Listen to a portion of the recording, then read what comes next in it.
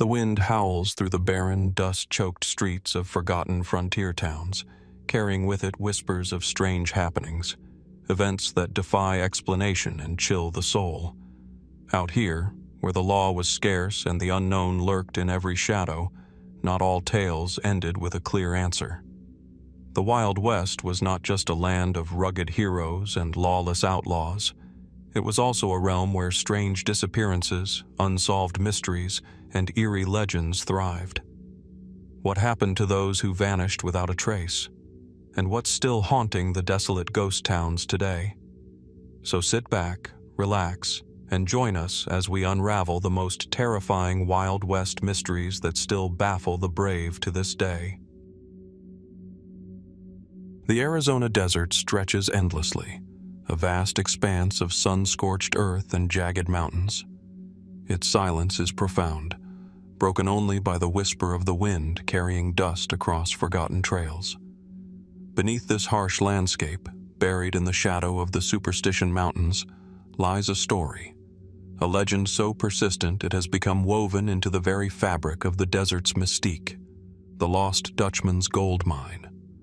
The mine, if it exists at all, is said to be rich beyond measure, a trove of gold so immense that it could have shaped the course of history. Yet, despite centuries of searching, no one has ever confirmed its discovery. The few who have ventured into the mountains in pursuit of its riches have either returned empty-handed or never returned at all.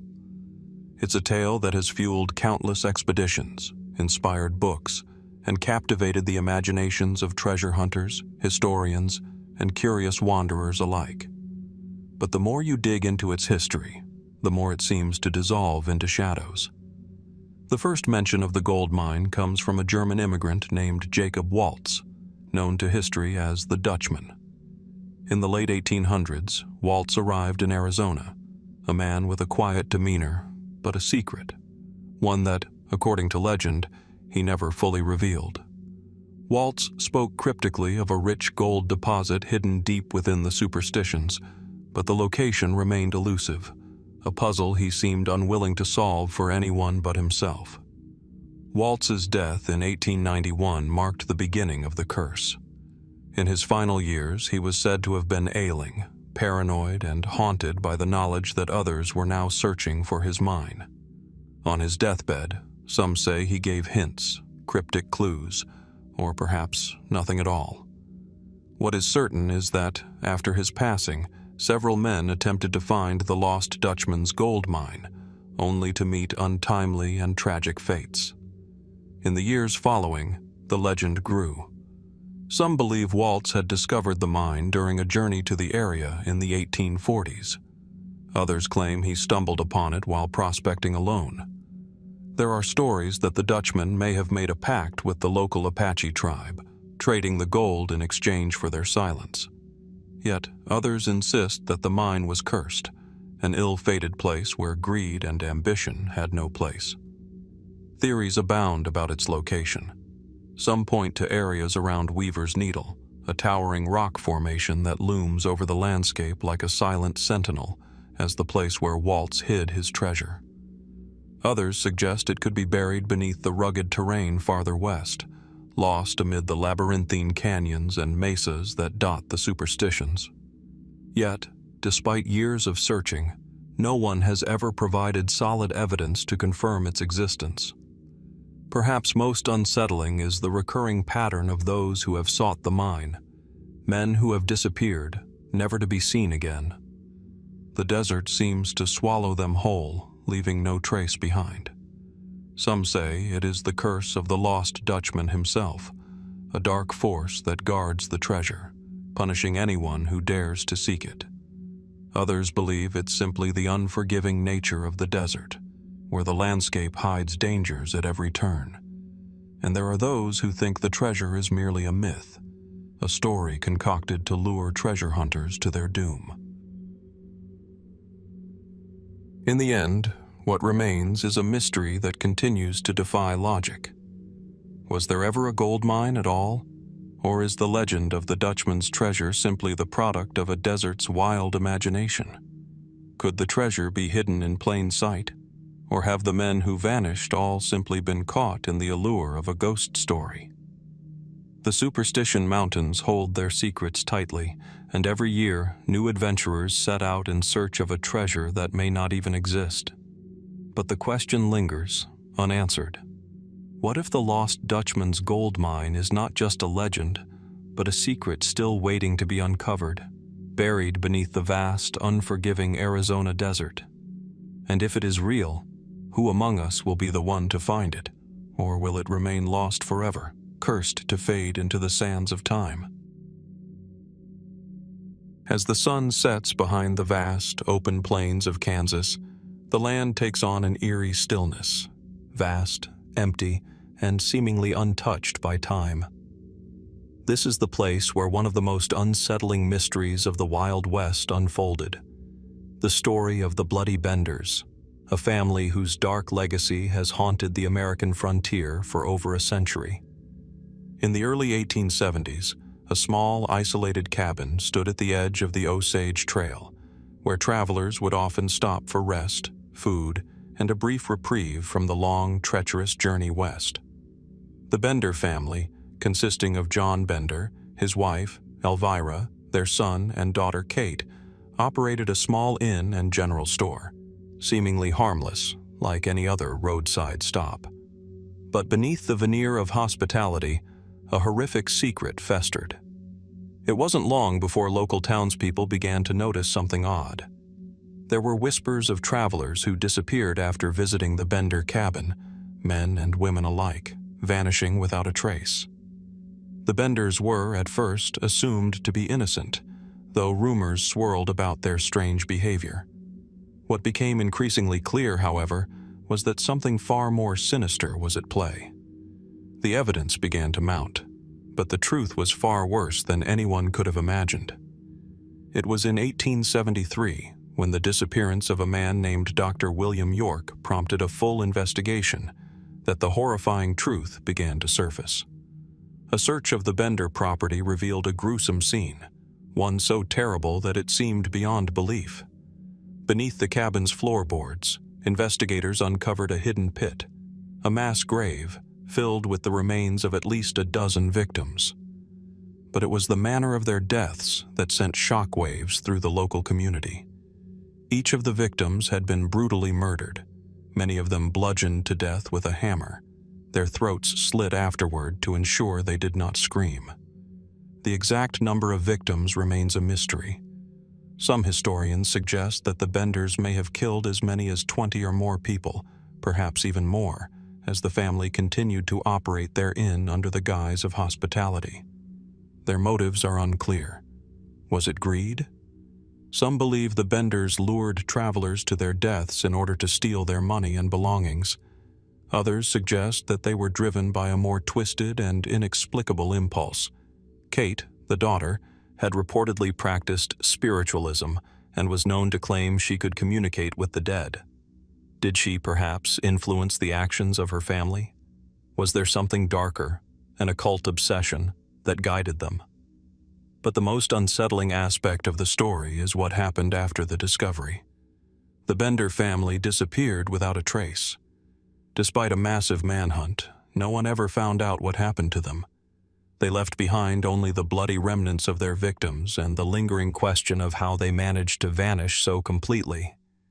Was there help from outside forces? Did they escape into the wilderness, knowing the law was closing in? Or was it something else, a strange twist of fate that allowed them to slip away into the shadows of history? Over the years, various theories have been proposed. Some claim the Benders were never captured because they had somehow found refuge with other outlaw families or sympathetic figures in the frontier. Others believe that the family members split up and fled in different directions, perhaps even to foreign lands, where they could live out the rest of their lives in obscurity. Some suggest that the Benders were never really a family at all, but rather a group of opportunistic criminals who roamed from place to place, adopting different identities to avoid detection. Theories aside, one thing remains certain. The Benders are not just figures in a faded historical record. but rather a haunting symbol of the darkness that lurked beneath the surface of the Wild West. Their disappearance is a puzzle that has never been solved. Could they still be out there, living in secret, or did they perish under the weight of their own monstrous deeds? The Bender story remains one of the most chilling enigmas in American history, and as time passes, the mystery grows even more elusive. What drove the Benders to such horrific acts? And where are they now? Perhaps the answers are buried beneath the plains, hidden away by the same desolate land that once shielded their crimes. Or perhaps they've become just another forgotten piece of the Wild West's dark and untold history. As we continue our exploration into the mysteries of the Wild West, we are left to wonder, what other secrets lie hidden beneath the surface, waiting to be unearthed?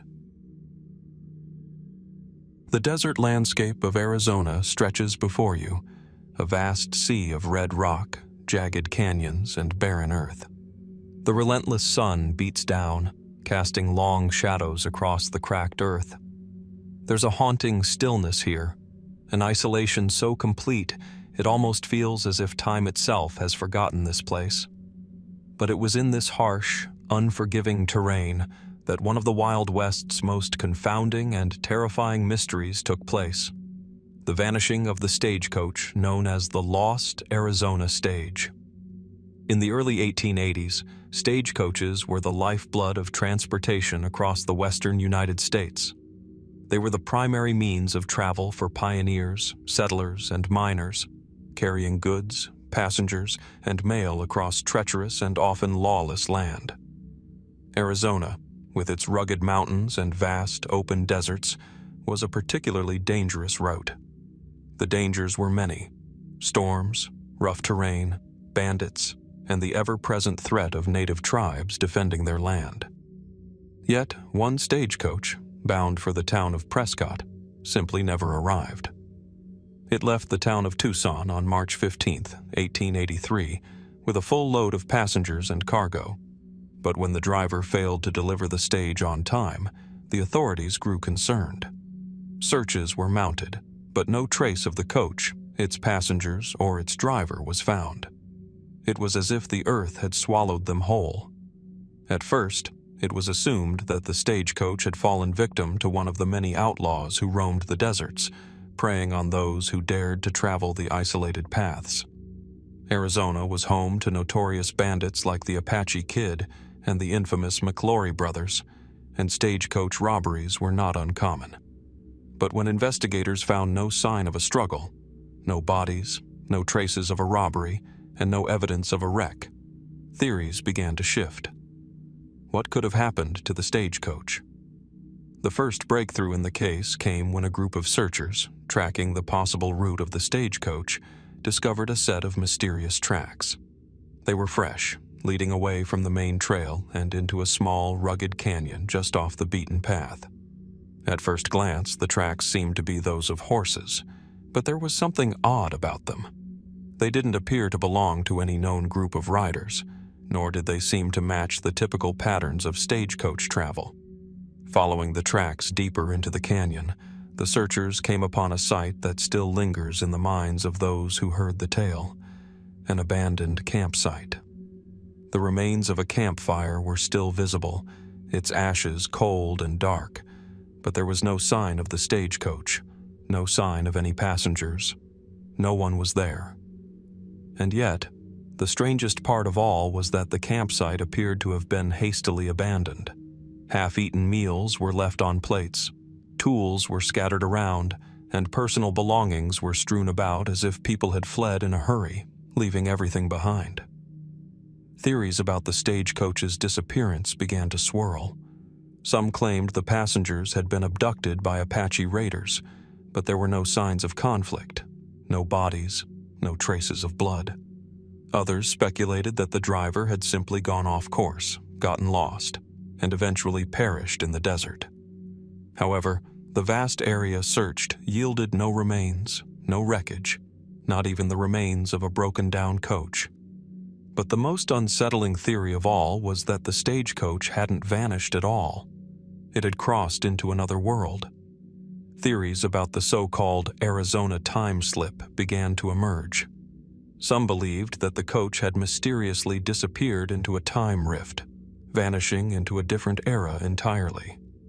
Others suggested the passengers had encountered a natural phenomenon, such as a dust storm so powerful that it obscured all traces of their passage. A few even proposed that the area was cursed, and that the stagecoach had been taken by supernatural forces. The truth, however, remains elusive. To this day, no one has uncovered definitive evidence of what happened to the lost Arizona stage. Was it robbed by outlaws and its survivors left to the mercy of the desert? Or did the passengers and the driver simply vanish without a trace, lost to time or to something beyond human comprehension? As we search through the pages of history, one can't help but wonder, what if this mystery is not meant to be solved? Could there be other hidden forces at play in the Wild West? Forces beyond the reach of law and reason? The mystery of the vanishing stagecoach is a reminder that some secrets, however carefully searched for, may remain buried in the sands of time, waiting to be discovered, or perhaps never to be found at all. What truly happened on that fateful journey remains a question, one that may never be answered, leaving the Arizona desert to keep its secret locked away, deep in the dust. High in the rugged hills of Colorado, far from the reach of any town or settlement, there is a place where few dare to tread. The landscape is wild, dense forests giving way to jagged cliffs and rushing streams that disappear into darkened valleys. Among these hills, somewhere hidden and nearly forgotten, lies the location of a notorious tragedy that remains one of the Wild West's most chilling mysteries: the Lost Cabin Mine Murders. In the late 1800s, prospectors poured into Colorado, lured by rumors of gold in the mountains. The Lost Cabin Mine was one of the many fabled sites, whispered about in saloons and at campfires, said to be overflowing with precious metal. If only you could find it. Many set out, hoping to strike it rich, but few ever returned. It was in 1880 when a group of miners, led by a man named Thomas Smith, became the latest to embark on this treacherous journey. They were an experienced crew, men hardened by years of prospecting, but they were drawn to a site deep within the rugged hills that was rumored to hold vast wealth: the Lost Cabin Mine. They established a makeshift camp, carefully marking the area and beginning their search. But it wasn't long before strange things began to happen. Supplies started to disappear, and strange noises echoed through the night. What began as an ordinary gold rush venture quickly turned into something far more sinister. The first signs of trouble came when one of the miners, a man named James Sullivan, vanished without a trace. His disappearance seemed mysterious, but not unusual in the dangerous wilderness of Colorado. After all, miners were often lost to accidents or wild animals. However, as more men began to disappear, and with no signs of struggle or a natural cause, the crew grew uneasy. It was when the remaining miners went to check on their supplies that the true horror of the Lost Cabin Mine began to unfold. They found the camp in disarray, abandoned in haste. The fire that had once burned bright was now nothing more than cold ashes. Supplies were scattered, tools and weapons left behind as if someone had fled in fear. But there was something else, something far more unsettling. Blood was found on the ground, and signs of a violent struggle were evident. It was as if the miners had been attacked by something, or someone, they never saw coming. When the search party arrived, what they found was even more horrifying. In the abandoned cabin where the men had stayed, the bodies of several miners were discovered, brutally murdered. Some were found with gunshot wounds, others with deep, jagged cuts. The details of the deaths were vague, but all signs pointed to a violent end. The cabin, once filled with the hope of fortune, was now a cold and bloody grave. But the most chilling detail of all was the discovery of a single, unmarked grave nearby. the body of an unknown man hastily buried in the dirt. Theories began to emerge. Was it the work of a band of outlaws seeking to claim the gold for themselves? Perhaps the miners had been killed over a dispute, an argument that escalated into something far more tragic. Or was it something darker, something more inexplicable? Could the mines, in their isolation, have brought out the worst in the men, turning them against each other in a murderous rage? Some even whispered that the lost cabin mine itself was cursed, that the gold was never meant to be claimed, and that those who sought it would meet a grim fate. The most unnerving aspect of the mystery, however, is the unresolved nature of the case. The miners' deaths were never fully investigated. The search party's findings were muddied by the passing of time and the distance of the location. As the years wore on, the lost cabin mine slipped further into the realm of legend, its true story buried beneath the wilderness. What became of the gold that was said to be hidden there? Was the mine real at all, or simply a product of wild speculation? Was there something supernatural at play, as some claimed, or was the tragedy a result of human greed and violence? As we stand at the edge of the wilderness, gazing at the same rugged hills where these events transpired, we can't help but wonder, could the lost cabin mine still hold its dark secret? What happened to the men who sought its riches? And perhaps most unsettling of all, what might still be buried in the earth, waiting to be uncovered? The mystery of the lost cabin mine and its murders remains unsolved, a chilling reminder of the dangers that lay hidden in the shadows of the Wild West. As night falls over the vast, empty expanse of West Texas, a sense of eerie stillness settles over the desert. The only sounds are the whispers of the wind sweeping through the dry, cracked earth.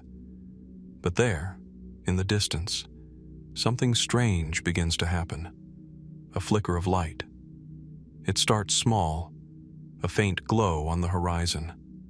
Then, like a spark igniting in the dark, the lights grow brighter, dancing and moving in ways that seem to defy the laws of nature.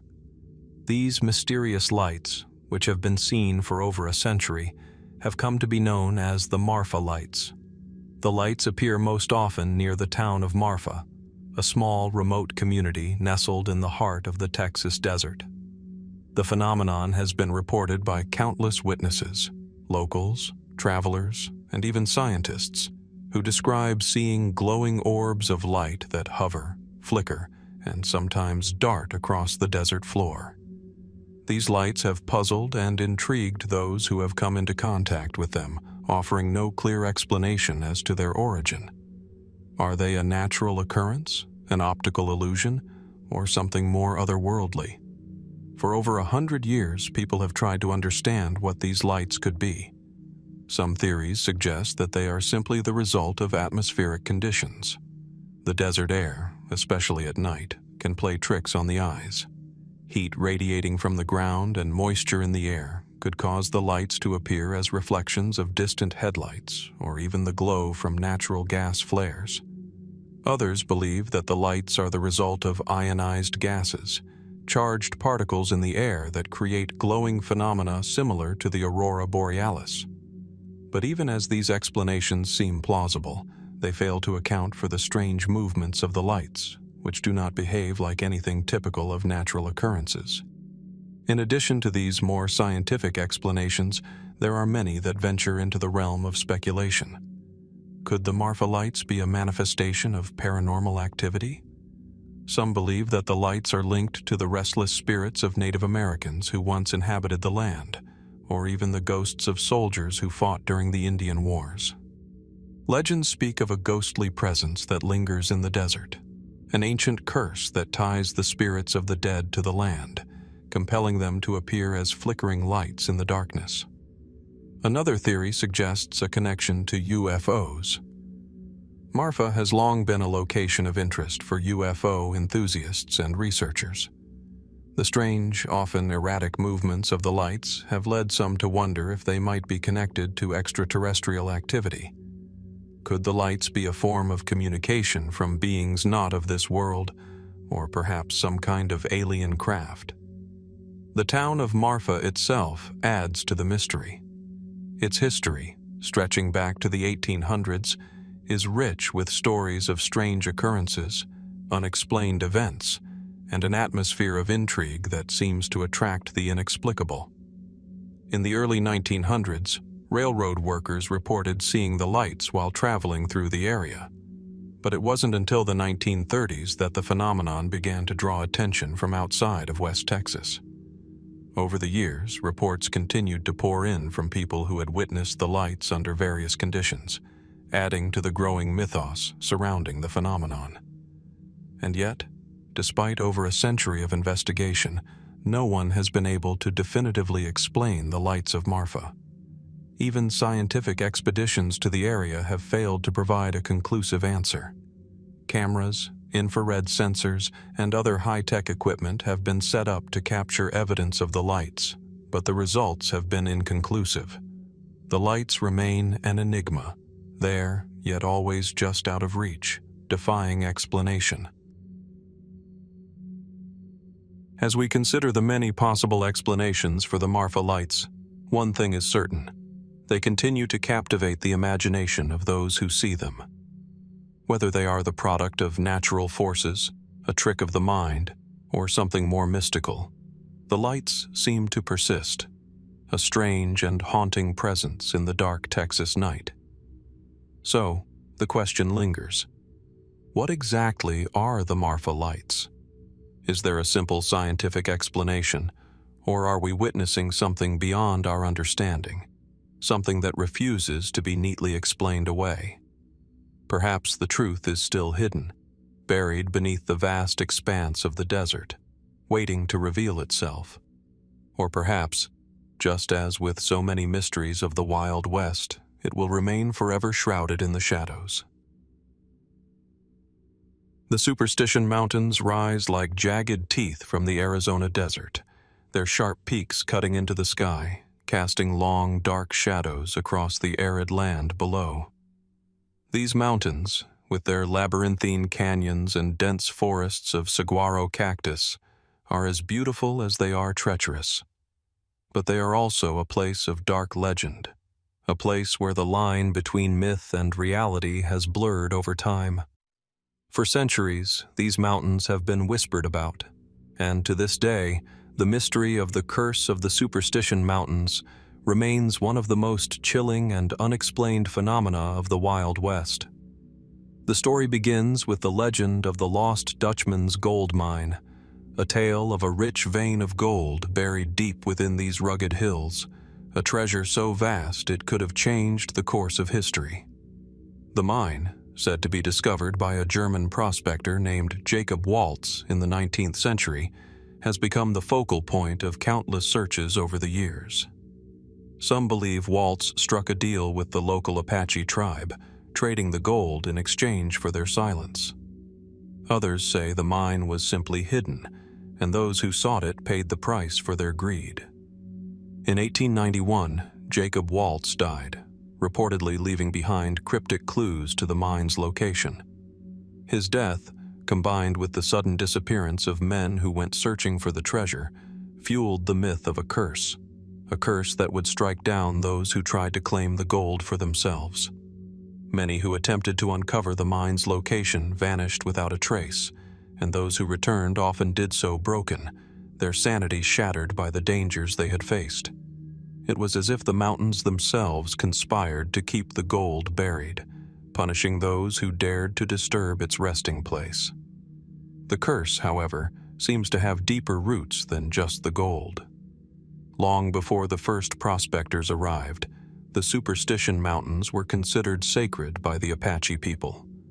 They believed the mountains were home to powerful spirits, and that disturbing them would bring about disaster. Stories were passed down through generations of Native American tribes, warning outsiders to stay away from the area, for it was a place where the forces of nature and the supernatural were inextricably intertwined.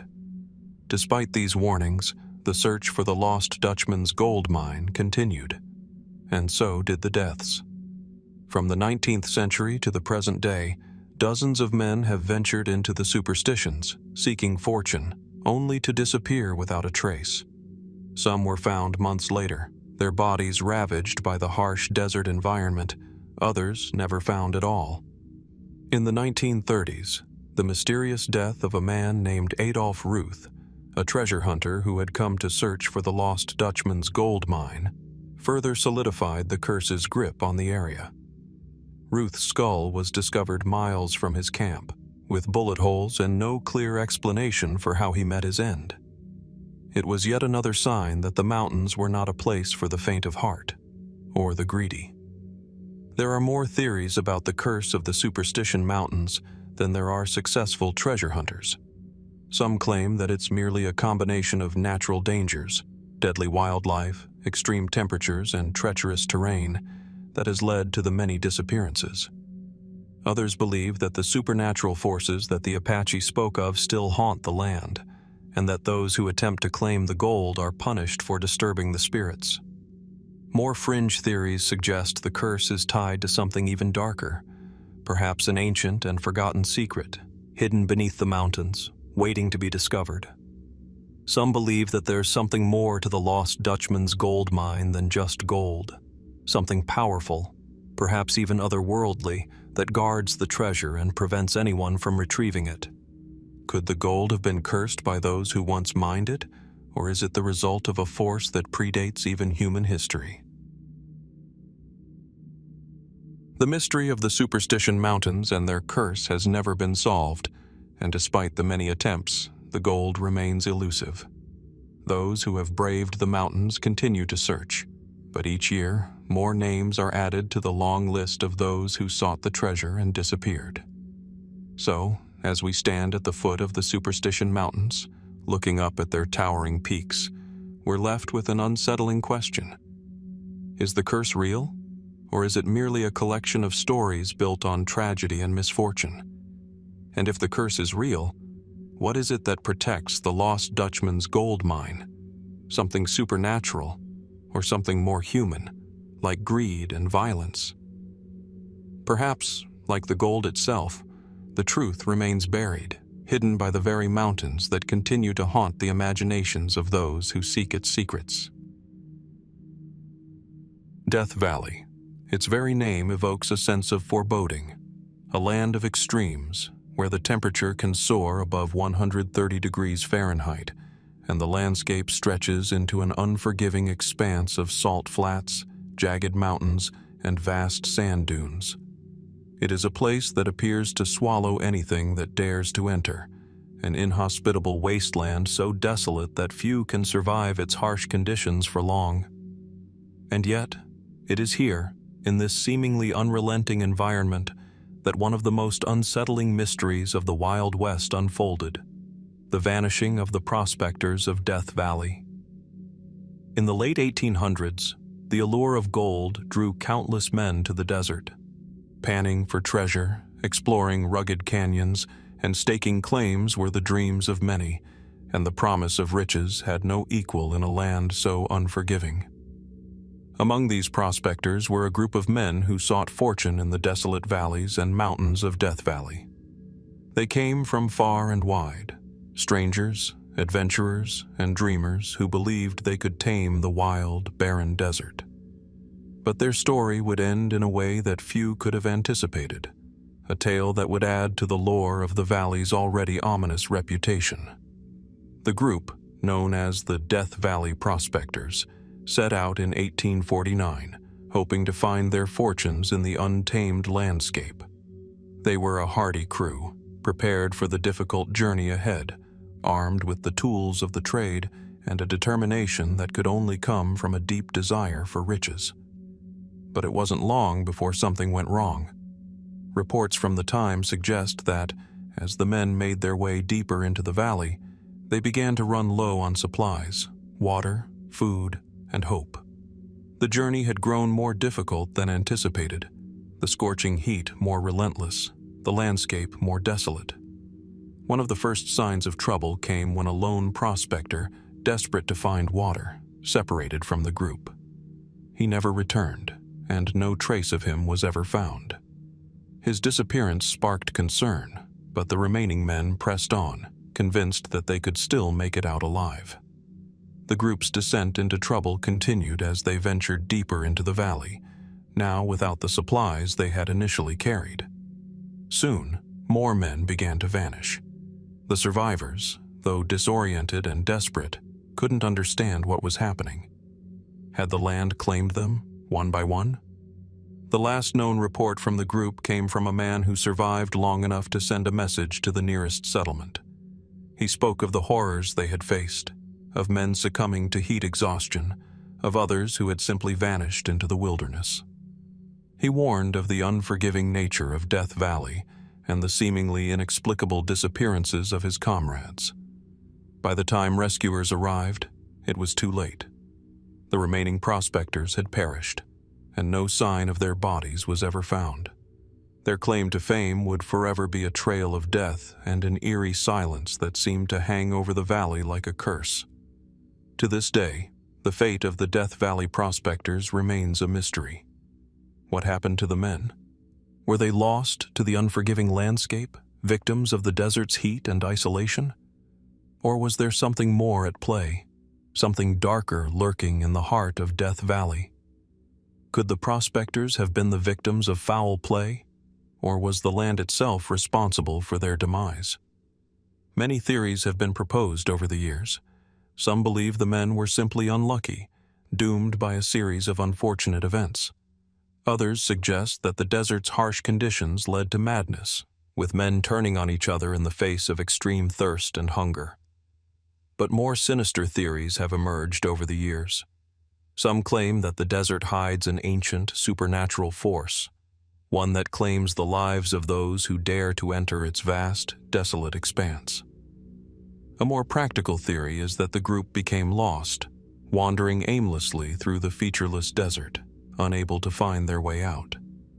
In a landscape where landmarks are scarce, even the most experienced travelers can become disoriented, trapped by the horizon's endless illusions. But this explanation still doesn't fully account for the eerie disappearance of so many men in such a short span of time.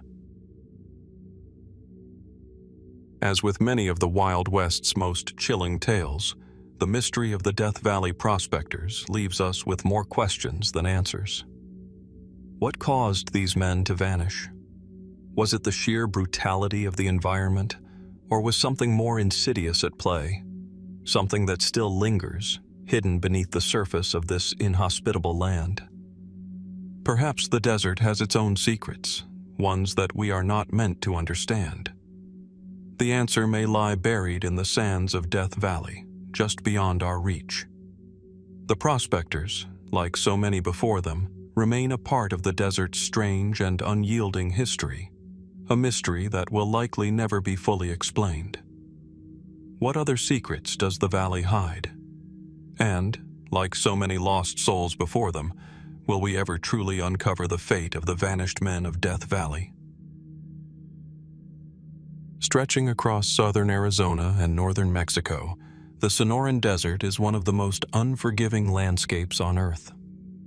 Under the relentless desert sun, the land appears endless, an expanse of sand, thorny shrubs, and distant mountains that seem to melt into the horizon. It is a place where the air shimmers with heat, and the silence can be so profound it feels almost unnatural.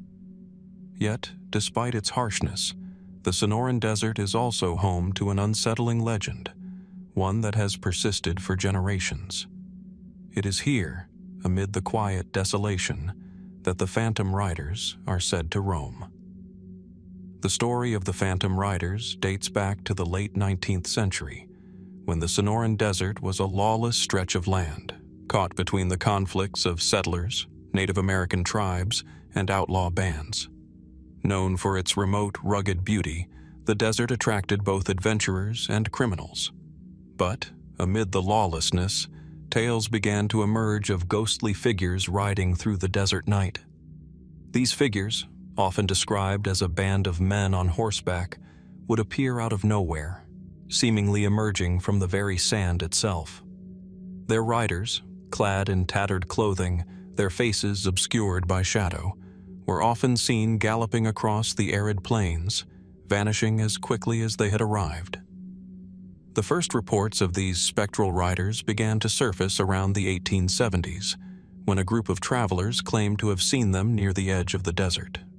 At first, the figures were thought to be mere mirages or tricks of the eye, the result of the oppressive heat distorting reality. But as more reports emerged, the tales grew more vivid and consistent. Witnesses described hearing the pounding of hooves, the distant echo of a rider's call, and the faint sound of whispers carried by the wind, sounds that seemed to come from nowhere. And just as quickly as they appeared, the riders would fade into the night, leaving behind nothing but the imprint of their passage on the desert floor.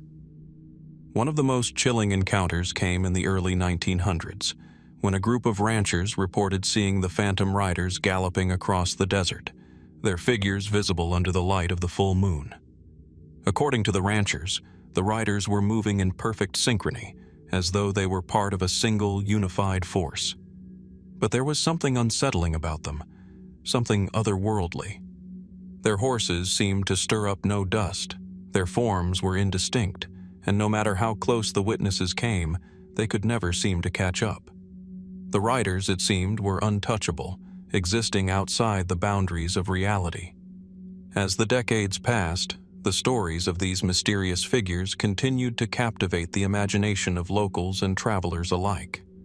Some believed they were the ghosts of soldiers lost in battle during the Indian Wars, their restless spirits forever bound to the desert. Others speculated that the riders were bandits who had met a violent end and now rode the desert in search of revenge. There were even theories that the phantom riders were the manifestation of the desert itself, a reflection of its harsh, unforgiving nature, appearing only to those who had crossed into the desert's domain. There are those, however, who insist that the phantom riders are not ghosts at all. Instead, they point to the possibility of an unknown phenomenon, a kind of desert mirage or optical illusion caused by the unique atmospheric conditions of the Sonoran desert. Could it be that the intense heat and dry air create the illusion of riders galloping across the land?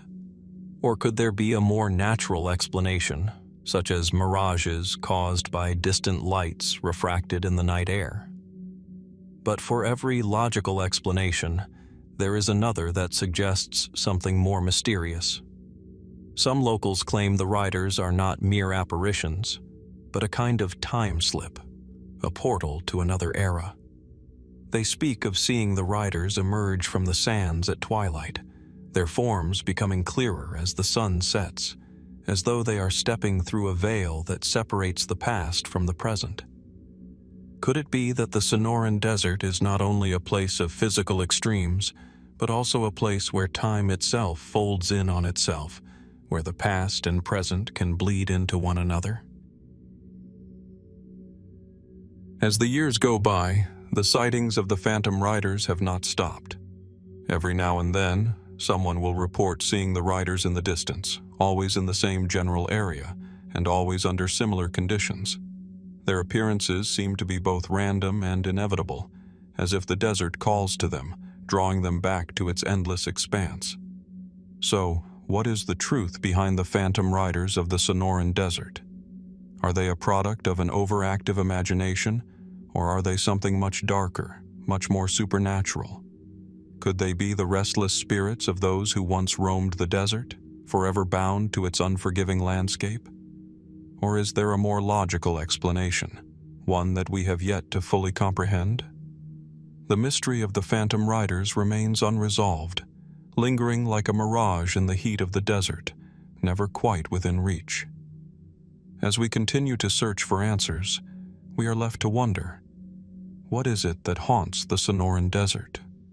And will the riders ever reveal the true nature of their existence, or will they remain forever lost in the shifting sands of time? The Texas plains, stretching far and wide, are a landscape that can be both awe-inspiring and eerie. The flat expanse of grasslands, dotted with mesquite trees and isolated ranches, seem endless, giving a sense of isolation that can easily turn to dread when night falls. As the sun dips below the horizon and the winds pick up, the plains take on an almost ghostly quality. In the quiet of this vast wilderness, where the isolation is palpable and the land seems untouched by time, the legend of the Headless Horseman of the Texas plains persists, an unsettling tale of vengeance, tragedy, and an eerie presence that still roams the night. The legend of the Headless Horseman is not a new one. It echoes the stories from folklore and literary traditions, like Washington Irving's famous tale from The Legend of Sleepy Hollow. But the version of the Headless Horseman that haunts the Texas plains is no mere retelling of a ghostly rider. It is a localized enigma that has perplexed those who have crossed its path for over a century. According to the most widely told version of the legend, the Headless Horseman first appeared during the late 1800s, when Texas was still a land of outlaws, settlers, and sporadic conflicts between ranchers and native tribes. It is said that a young rancher, a man named Samuel Dorsey, was killed in a brutal attack during a dispute over land. Samuel's death, while tragic, would have remained a local affair, had it not been for the unusual circumstances surrounding it. The story goes that Samuel's body was discovered in a remote part of the plains, his head violently severed from his shoulders.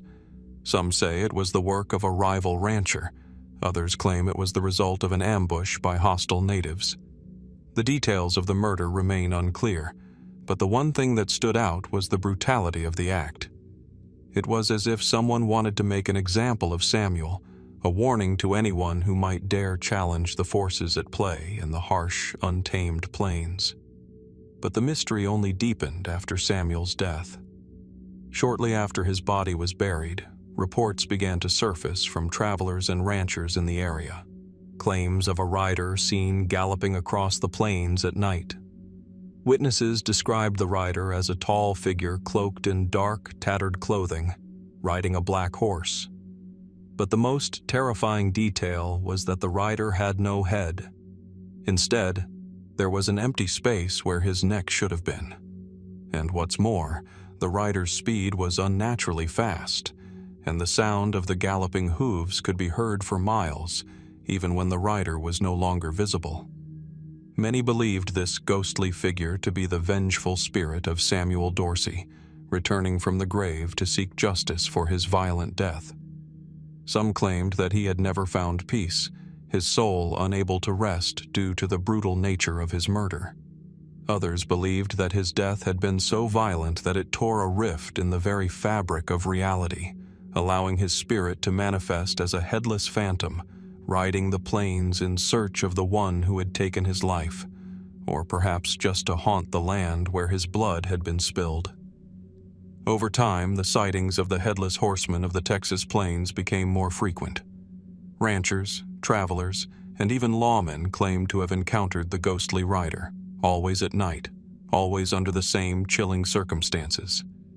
Some reported hearing the unmistakable sound of hooves in the distance, growing louder and louder, before the rider would appear out of the darkness, his form as terrifying as it was mysterious. One of the most compelling accounts came from a group of cowboys in the early 1900s who had set up camp on the edge of the plains. They had heard stories of the headless rider, but they dismissed them as mere superstition until they witnessed it firsthand.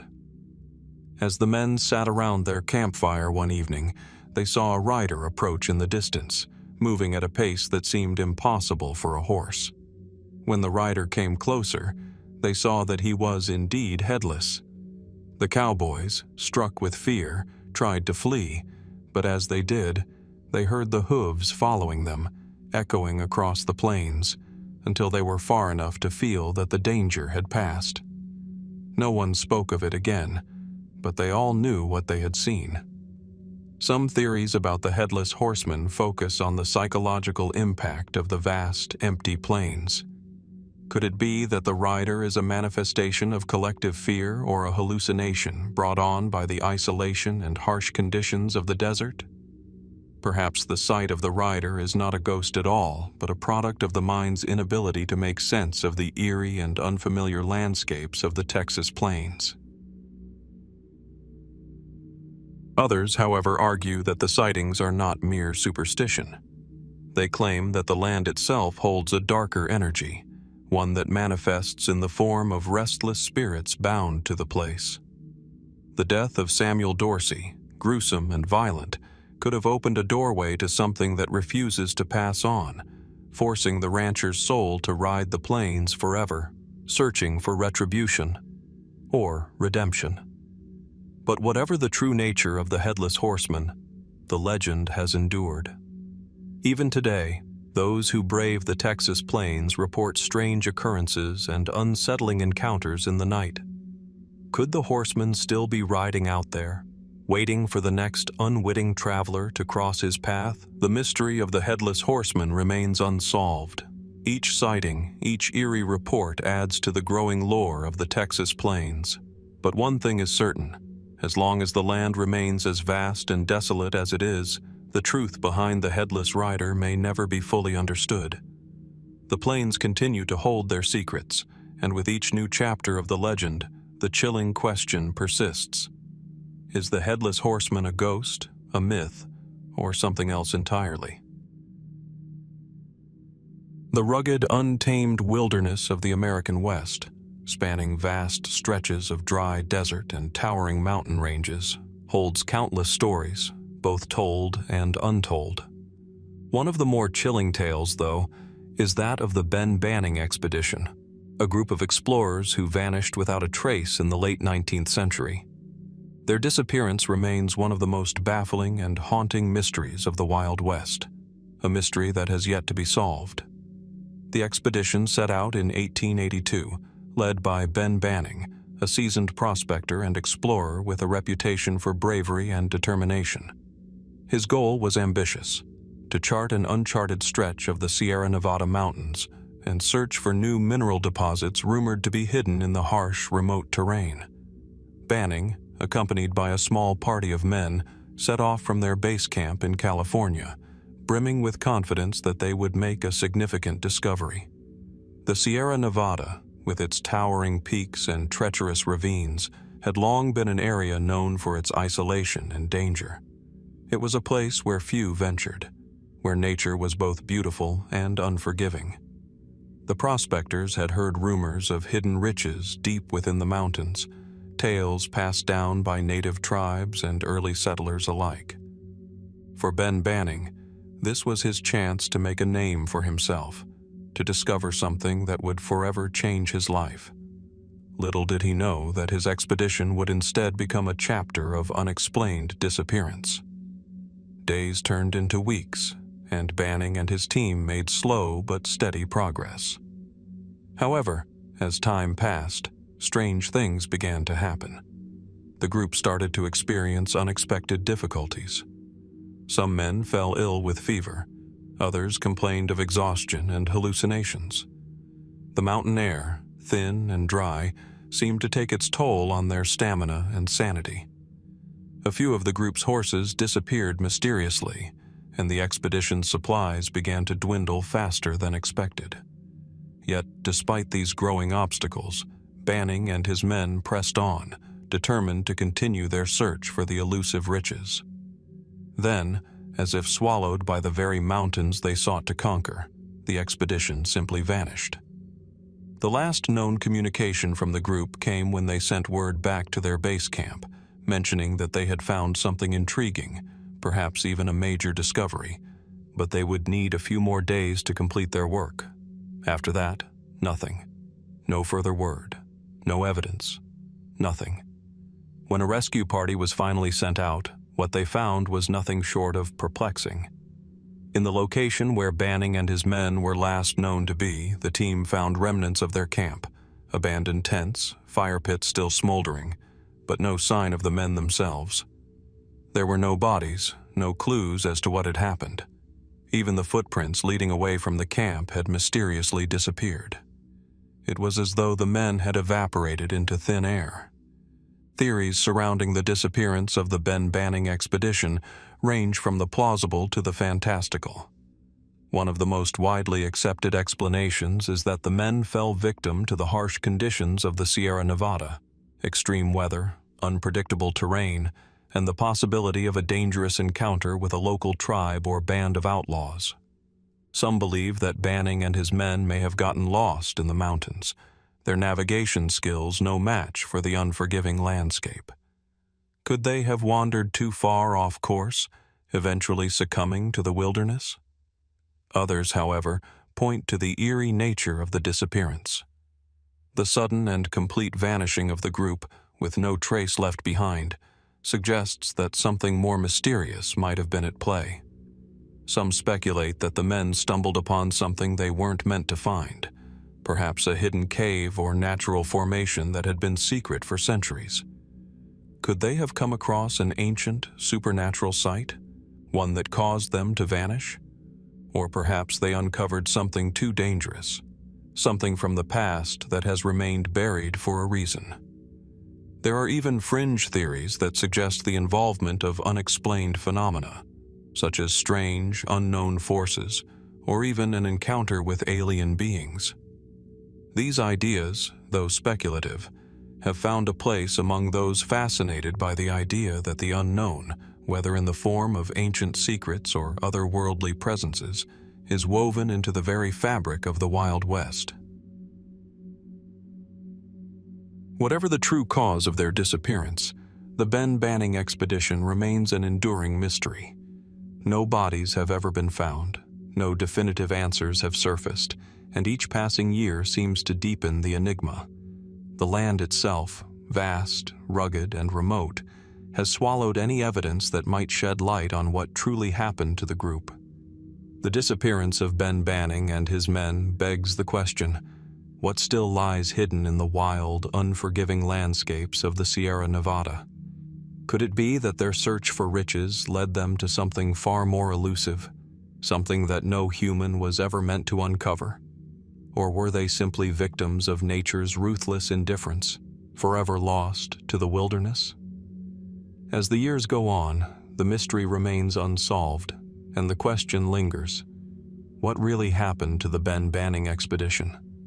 And what, if anything, might still be hidden in the mountains, waiting to be discovered? The answers, it seems, may lie forever out of reach, buried in the vast silence of the wilderness. The eerie, desolate tracks of the Old West stretch across the landscape like forgotten veins of steel, running through once bustling towns that now lie silent, their wooden buildings weathered by time. The sound of a train whistle, once a symbol of progress and expansion, now holds an air of mystery, one that seems to carry the faint echo of something that should no longer exist, something that still haunts the empty deserts and valleys of the American frontier. This is the story of the phantom train of the Old West, a spectral locomotive that continues to capture the imagination of those who hear its chilling tale. The legend of the phantom train can be traced back to the late 1800s, when the railroads were the lifeblood of the expanding American frontier.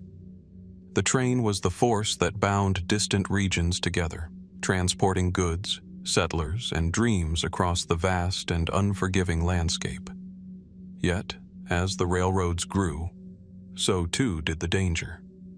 The West was a place of lawlessness, where outlaws ambushed trains for the gold and valuables they carried, where derailments and accidents claimed the lives of workers and travelers alike. It is in this backdrop of tragedy and turmoil that the phantom train first appeared. The story begins in the isolated windswept hills of Colorado's San Juan Mountains, where a narrow-gauge railroad snaked its way through rugged terrain. It was here, in 1889, that the train was said to have vanished, leaving behind a mystery that would endure for decades. On a stormy night, as the train rumbled along the tracks, it was reported to have disappeared into the thick fog that rolled down from the mountains. The conductor and crew were never seen again, and the train, loaded with precious cargo, was assumed to have fallen victim to the harsh conditions of the mountain pass. But the strange thing was this: the train was never found, no wreckage, no bodies, no evidence that it had ever existed. Yet, over the years, accounts began to surface. People began to hear the unmistakable sound of a train in the distance, the distant, mournful whistle, the clatter of wheels on the tracks. But when they looked, nothing was there. It was as if the train had become a part of the land itself, forever bound to the desolate tracks it had once traveled. The sightings of the phantom train were often reported in the years that followed, always under similar conditions. Those who claimed to have seen it described a massive, glowing engine, its headlights piercing the darkness. The train would appear suddenly, moving at a breakneck speed, seemingly materializing out of nowhere. Sometimes it was said to travel with no sound at all, its wheels gliding over the tracks in perfect silence, while other times it was accompanied by the deafening noise of a full-speed rush, sounding like it was about to tear through everything in its path. The most unsettling part, however, was the eerie stillness that followed after the train passed. It would vanish just as quickly as it appeared, leaving behind nothing but the lingering sensation of having witnessed something impossible. The first official sighting came in the early 1900s, when a group of travelers passing through the San Juan Mountains reported seeing a train speeding through the night, illuminated by an otherworldly light. They rushed to the station, only to find no evidence of the train's passage. The tracks were undisturbed, and no one could explain how or why the train had appeared, or where it had gone. But the most disturbing accounts are those that tell of encounters with the phantom train on stormy nights, when the sky seemed to close in and the air was thick with anticipation. A few survivors of these encounters tell of hearing the faint, ghostly sound of the train's whistle, growing louder and louder as if approaching, only for it to suddenly stop, right in front of them, and then disappear. The whistle would fade into the distance, and the travelers would be left standing in stunned silence, wondering if they had imagined it all. Some have attempted to explain the phenomena in more earthly terms, an echo of the past, or perhaps a trick of the mind, spurred on by the isolation and harsh conditions of the Old West. Could it be that the stories of the phantom train are a manifestation of collective memory, an emotional imprint of the countless tragedies that occurred on the railroads in those years? The frequent accidents, robberies, and mysterious disappearances may have left an indelible mark on the land, one that now manifests as the haunting vision of the phantom train. Others suggest that the train might be an optical illusion, some sort of mirage brought about by atmospheric conditions, such as the mirage-like refraction of light or fog in the air, creating the illusion of a moving train. These explanations, however, do little to account for the uncanny consistency of the sightings, or the fact that the train often appears on tracks where no trains should be running, in areas abandoned by the railroads decades ago. There are those, too, who offer a more supernatural explanation. They suggest that the phantom train is the ghostly manifestation of a tragic event that occurred long ago, a spectral locomotive forever bound to the earth, carrying the souls of those who perished on the tracks. Some even speculate that the train might be the result of a curse laid upon the railroad by those who died in accidents or violence, their restless spirits forever condemned to relive the final journey. A particularly chilling theory is that the train is not merely a ghost, but an echo of a doomed future, a glimpse into a fate that was avoided. This idea proposes that the train is not just a spectral relic from the past, but a warning, a time loop in which the tragic event is repeated over and over again as a kind of ghostly déjà vu. Could it be that the phantom train is trying to warn us of something? Or is it simply a lingering fragment of the past, unable to move on? In truth, no one knows for sure. The mystery of the phantom train persists, its sightings continuing to this day in remote areas where the tracks of the Old West once ran. But with each new report, the question grows more complex. What is it that haunts the rails of the Old West? Is it a trick of light and mind, a ghostly echo of a tragic past, or something that we have yet to understand, something that exists just beyond our grasp.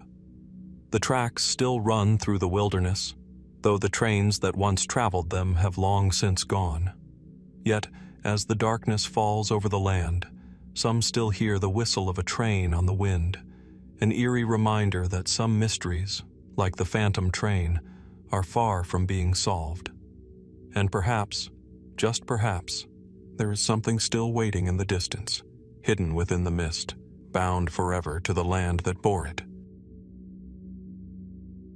Nestled in the remote heart of West Texas, surrounded by nothing but dry, expansive plains and jagged ridgelines, Fort Phantom Hill stands as a relic of a bygone era, a physical testament to the tumultuous years of the American frontier.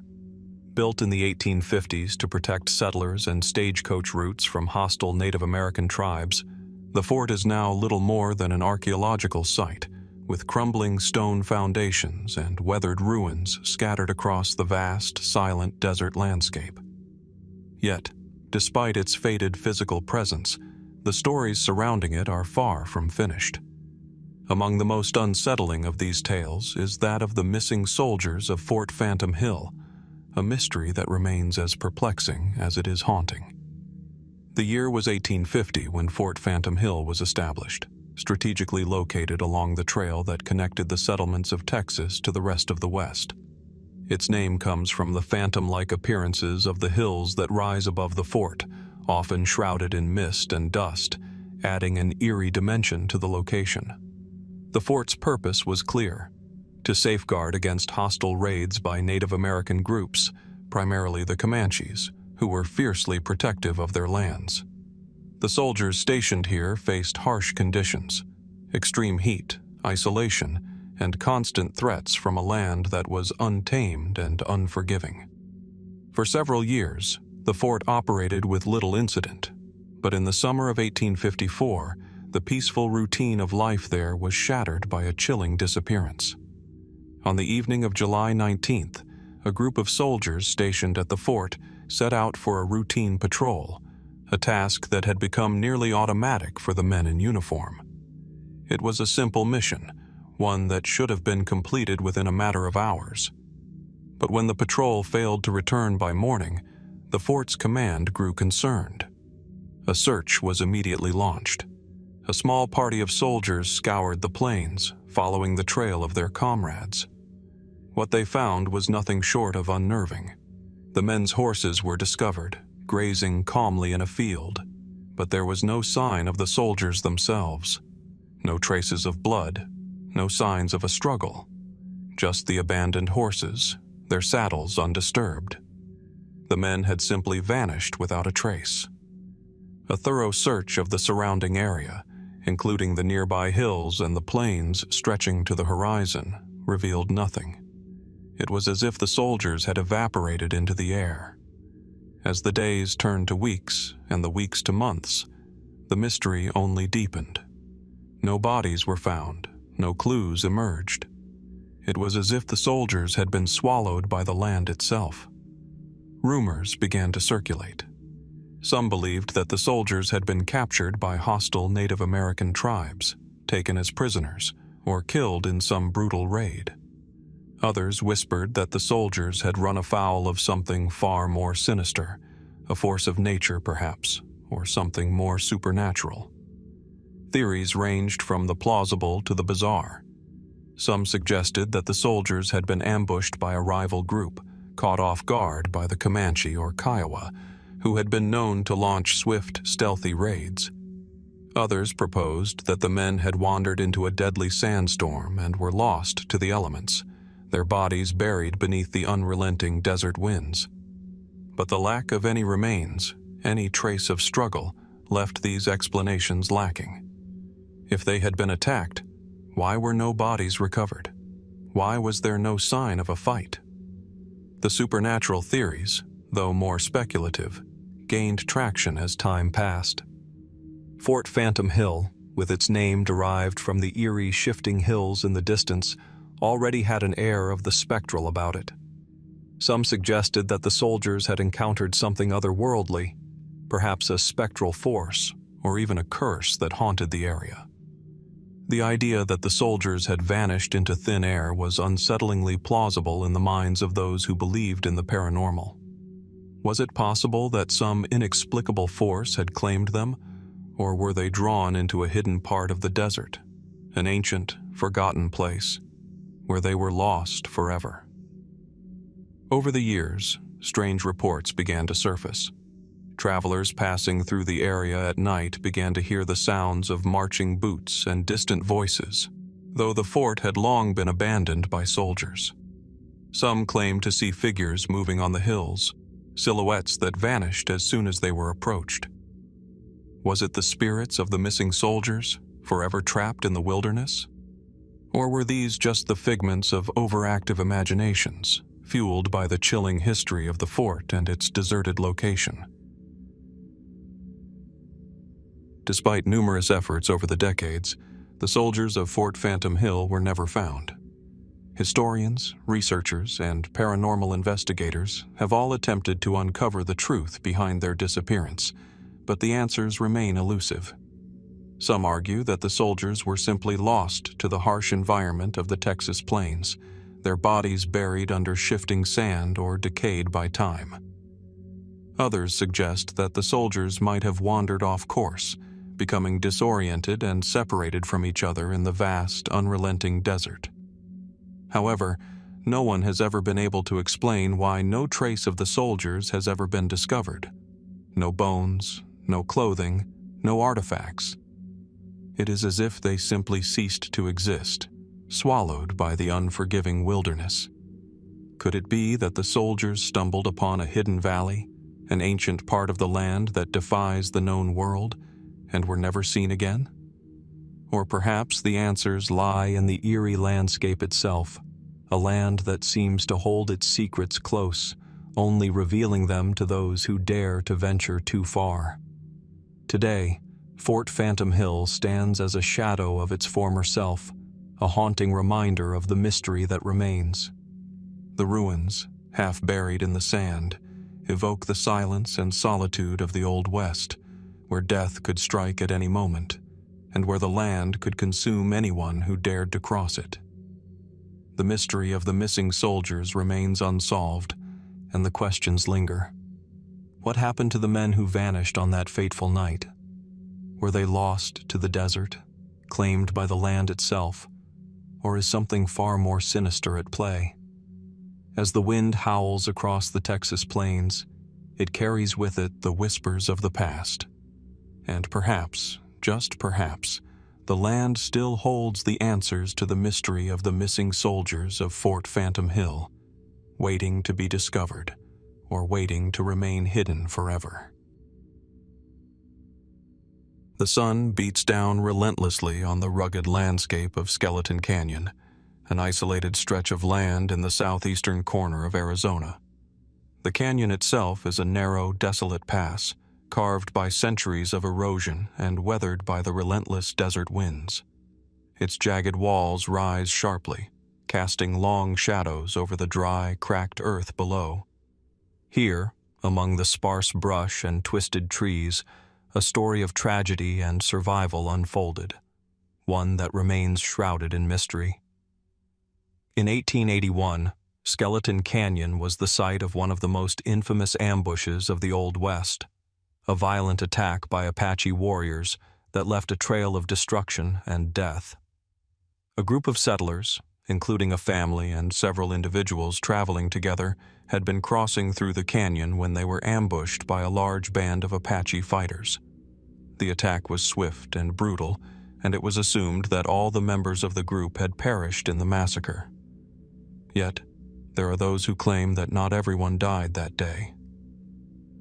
The mystery of the Skeleton Canyon ambush survivors begins here, a tale that blurs the line between history and legend.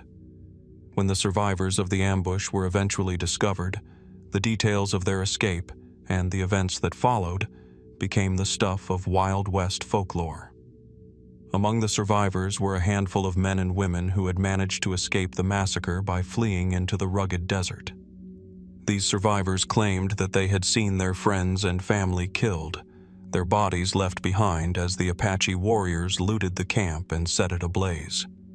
They were left with little but the clothes on their backs and the instinct to survive. The survivors, some of whom were severely wounded, fled into the unforgiving landscape of the desert, hoping against hope to make it to safety. They wandered for days, their water supplies running low and their strength fading with each passing hour. The terrain, treacherous and harsh, offered little shelter or respite, and it seemed as though death was an inevitable companion to their journey. But somehow, against all odds, these survivors managed to reach the nearest settlement, a small outpost on the edge of the desert. When they arrived, their accounts of the ambush sent shockwaves through the community. They spoke of the fierce Apache attack, of the violence and chaos that unfolded in the canyon. But as their stories were pieced together, gaps began to emerge, gaps that would haunt the story for years to come. The survivors' tales were inconsistent, and their memories of the events became increasingly muddled over time. Some said they had seen Apache warriors carrying off captives. Others claimed to have witnessed strange rituals performed over the bodies of the dead. Some spoke of seeing the bodies of loved ones being mutilated, while others insisted that the dead had been left behind untouched. The more they spoke, the more the details seemed to change. Despite these discrepancies, there was one thing that was universally agreed upon. The survivors had witnessed something far beyond the ordinary, a brutality that seemed to defy logic and reason. And it was this that fueled the growing mystery. In the years that followed, various theories began to emerge about what had happened in Skeleton Canyon. Some believed the survivors had been too traumatized by the attack to remember the details clearly, their minds playing tricks on them as they struggled to come to terms with the violence they had witnessed. Others speculated that the survivors had been involved in some kind of secret exchange with the Apache, or even that they had been captured and returned later as part of a larger negotiation. Was it possible that the survivors had made a deal with their captors, perhaps trading information or goods for their release? Still, others pointed to the possibility of a supernatural explanation. The very name Skeleton Canyon seemed to suggest something otherworldly, a place where death and life were forever intertwined. Some whispered that the canyon itself was cursed, that it was a place where the dead did not rest and the living could not escape. Were the survivors simply victims of a brutal conflict, or were they trapped in something far darker, something that could not be explained by the natural world? One of the most haunting aspects of the story is that, despite the survivors' testimony, no one has ever been able to conclusively verify what happened that day. No evidence was found to confirm the survivors' claims, and no bodies were ever recovered from the canyon. In fact, over the years, the canyon has become a place of mystery in its own right, with several other travelers and explorers disappearing in the area under strange circumstances. The eerie silence of Skeleton Canyon, the jagged rocks that seem to stare down at those who pass, only adds to the sense of foreboding that surrounds the location. Could it be that the survivors of the Skeleton Canyon ambush witnessed something far more sinister than a simple Apache raid? Were they caught up in a conflict with forces beyond their understanding, or were they simply in the wrong place at the wrong time? Some have suggested that the survivors may have been caught between two warring factions, caught in a violent struggle for control of the land and its resources. Others argue that the survivors' memories were distorted by trauma, causing them to misinterpret what they saw during their harrowing escape. But perhaps the most unsettling theory is that the survivors never truly escaped at all. Perhaps their tales of survival were fabricated, an attempt to make sense of an experience too horrific to understand. Could it be that the survivors themselves never made it out of the canyon? Were their bodies hidden in the unforgiving landscape, lost forever to the harsh desert winds? What is certain, however, is that the story of the Skeleton Canyon ambush survivors remains one of the most perplexing and chilling mysteries of the Old West. It is a tale that speaks to the horrors of the frontier, where death could strike without warning, and where the line between life and death was often razor thin. The survivors' accounts, fragmented and inconsistent though they may be, continue to haunt those who hear them. As the wind howls through the narrow canyon today, the echoes of the past seem to linger in the air. What truly happened in Skeleton Canyon? Were the survivors simply fortunate enough to escape, or were they part of something far darker and more inexplicable? The mystery remains unsolved, and the canyon, with its jagged rocks and silent witness to death, keeps its secrets well guarded. As time marches on, the questions remain, and the answers, if they exist at all, remain just beyond our reach.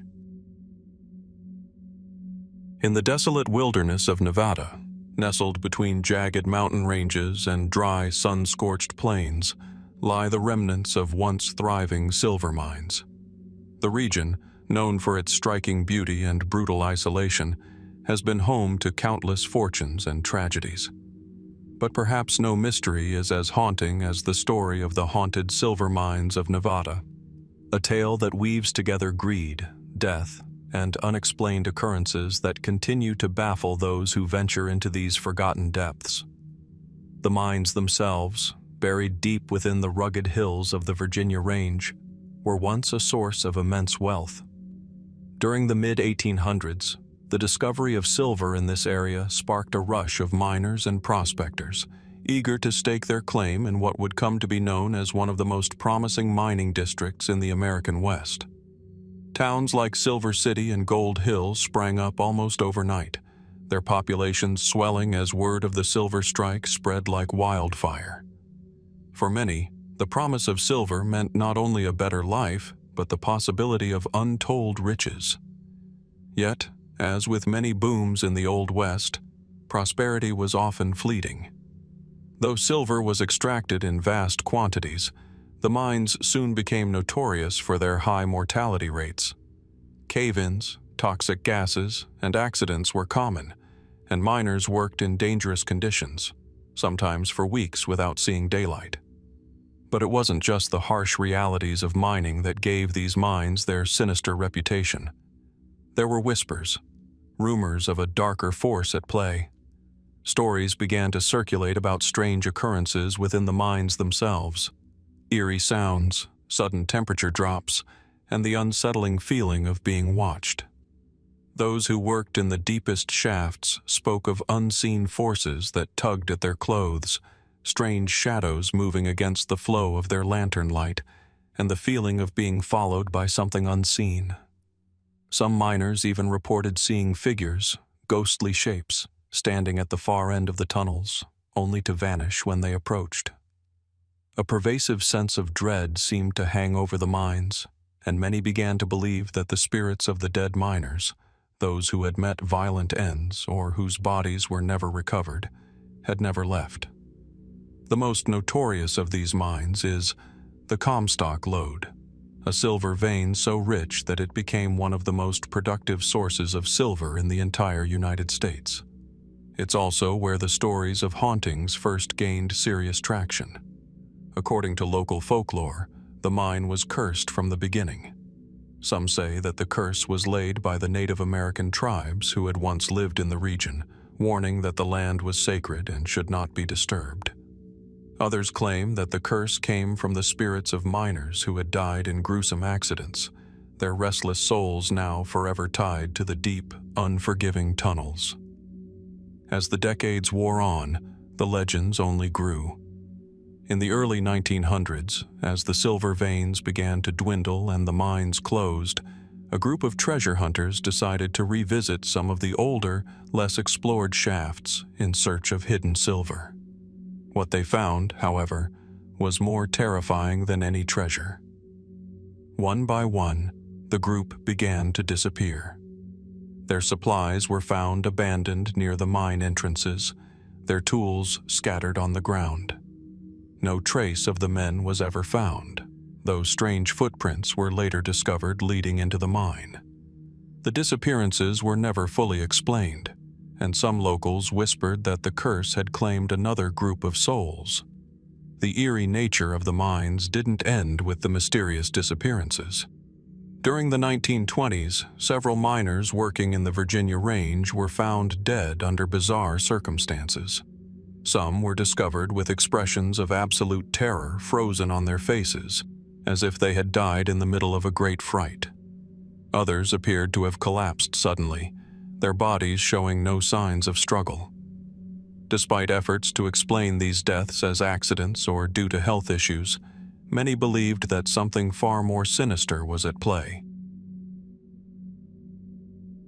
Even today, the haunted silver mines remain a topic of intrigue for both historians and paranormal investigators. The once bustling mining towns are ghost towns now, abandoned to the elements, but the eerie reputation of the mines lingers. In fact, some of the mines are now popular destinations for thrill seekers and those hoping to uncover the truth behind the legends. But those who venture into the darkness below the Earth's surface often leave with more questions than answers. Some speculate that the phenomenon of haunted mines is tied to the psychological toll that working in such treacherous conditions took on the miners. The oppressive, claustrophobic atmosphere of the mines, combined with the dangers of cave-ins, toxic gases, and the constant risk of death, could have led to mass hysteria or even hallucinations. After all, these miners spent long hours in pitch-black darkness, their senses heightened by the threat of imminent danger. Could these experiences have shaped the stories of hauntings that persist to this day? Others point to the possibility of a more supernatural explanation. The land, after all, was sacred to the indigenous peoples long before the Silver Rush began. Could the spirits of the land itself be disturbed by the intrusion of miners? And what of the lost souls of those who died in the mines? Men who were buried beneath tons of rock, their bodies never recovered. Perhaps their spirits remain, trapped in the dark corridors where they met their untimely ends. While many of the mines have been sealed off or abandoned, there are still those who continue to report strange occurrences when near the old mine shafts. Visitors claim to hear the sounds of pickaxes striking rock, ghostly voices echoing through the tunnels, and the occasional glimpse of a figure standing just beyond their reach. Some even say that the temperature in the mines drops sharply, as if the very air is rejecting their presence. The haunted silver mines of Nevada remain a mystery, their true story lost to time. Were the stories of ghostly apparitions, strange disappearances, and eerie sounds simply the product of overactive imaginations? Or could the mines themselves hold the key to a more chilling truth, one that has yet to be uncovered? Perhaps the spirits of the past still linger, waiting for someone to uncover the mysteries buried deep within the earth. Or perhaps some things are better left undisturbed. As the wind sweeps through the empty hills of Nevada, it carries with it the echoes of the past, a past that refuses to be forgotten. And so, the questions remain. What truly haunts the silver mines, and what secrets might still be hidden in the darkness beneath the earth? The sun sets over the arid expanse of the American Southwest, casting long shadows across jagged rock formations and windswept mesas. The desert, vast and seemingly endless, holds secrets in its cracked soil and whispering canyons, as if the land itself remembers stories that human lips have yet to fully recount. Here, among the dry washes and abandoned trails, lies the faint trace of a life that vanished into legend, one that would confound treasure hunters and historians alike. The tale of Peg Leg Smith. John Smith, known to most as Peg Leg Smith, was a man of rugged determination, distinguished not only by the wooden limb that replaced the leg he lost in a dispute long ago, but also by a restless spirit that seemed drawn to the edges of the known world. He wandered the desert during the 1840s, a time when the American frontier was still raw, wild, and unforgiving. His story intersects with gold, wanderlust, and whispered rumors of a fortune buried beneath the unforgiving sands. The heart of this mystery lies in a peculiar claim he made late in life, a revelation that sparked the imaginations of many. According to Smith, he had stumbled upon a hidden cache of gold somewhere in the deserts of Southern California. The location, he said, was unmarked on any map, concealed within the labyrinthine canyons and rocky outcroppings that only a seasoned traveler could hope to navigate. He sketched vague diagrams and provided scattered clues, but when he disappeared in 1850, those details vanished with him, leaving only tantalizing fragments for future seekers.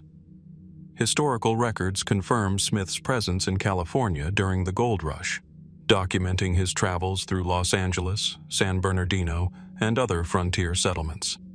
Yet beyond these traces, his life becomes difficult to track. Letters, court documents, and the occasional ledger mention his trades, debts, and occasional altercations, but they provide no hint of his final days. He seemed to dissolve into the desert as effortlessly as dust in the wind. So how does a man, known and noted by many, simply vanish? The mainstream explanation, often repeated in history books, is that Smith succumbed to the harsh desert environment, lost to dehydration, exposure, or perhaps an accident in the rocky terrain he knew so well. Others suggest that he may have succumbed to violence, either in a dispute over gold or in a confrontation with bandits, a common hazard for travelers in the untamed West. These accounts, while plausible, leave uncomfortable gaps, missing the eerie certainty that surrounds the figure of Peg-Leg Smith in local lore. The mystery deepens when examining the treasure he allegedly discovered. Maps and letters handed down by descendants and enthusiasts describe it in enigmatic terms.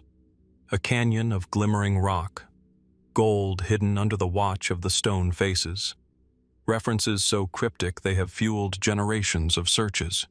Numerous expeditions ventured into the desert over the decades, some claiming to come close to the hoard, only to return empty-handed or with incomplete contradictory notes. And yet, the allure persists, as though the desert itself guards its secret jealously. Fringe theories, often whispered in hushed tones by treasure hunters and local storytellers, offer even stranger possibilities. Some propose that Smith's disappearance was not entirely accidental. Could he have chosen to vanish intentionally, blending into a hidden network of desert hermits or secretive settlements?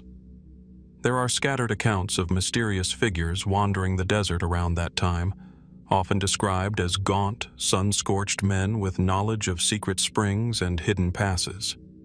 Was Smith among them, or are these just projections of legend onto reality? Other, more speculative ideas suggest that the treasure itself carries a peculiar curse, a notion not uncommon in the lore of lost riches.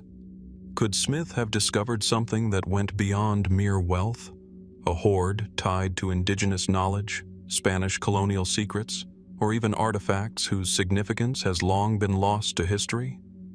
While such claims are impossible to verify, they add a layer of quiet dread to the story, as if the desert itself imposes a subtle punishment on those who pry too eagerly into its hidden corners.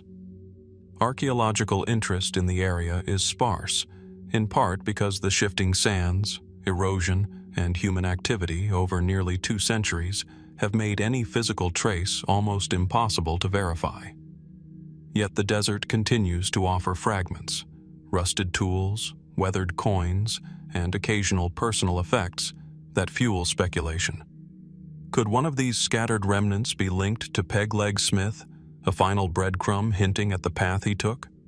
Or are they merely echoes of a time long past, coalescing into a story that exceeds the limits of historical certainty?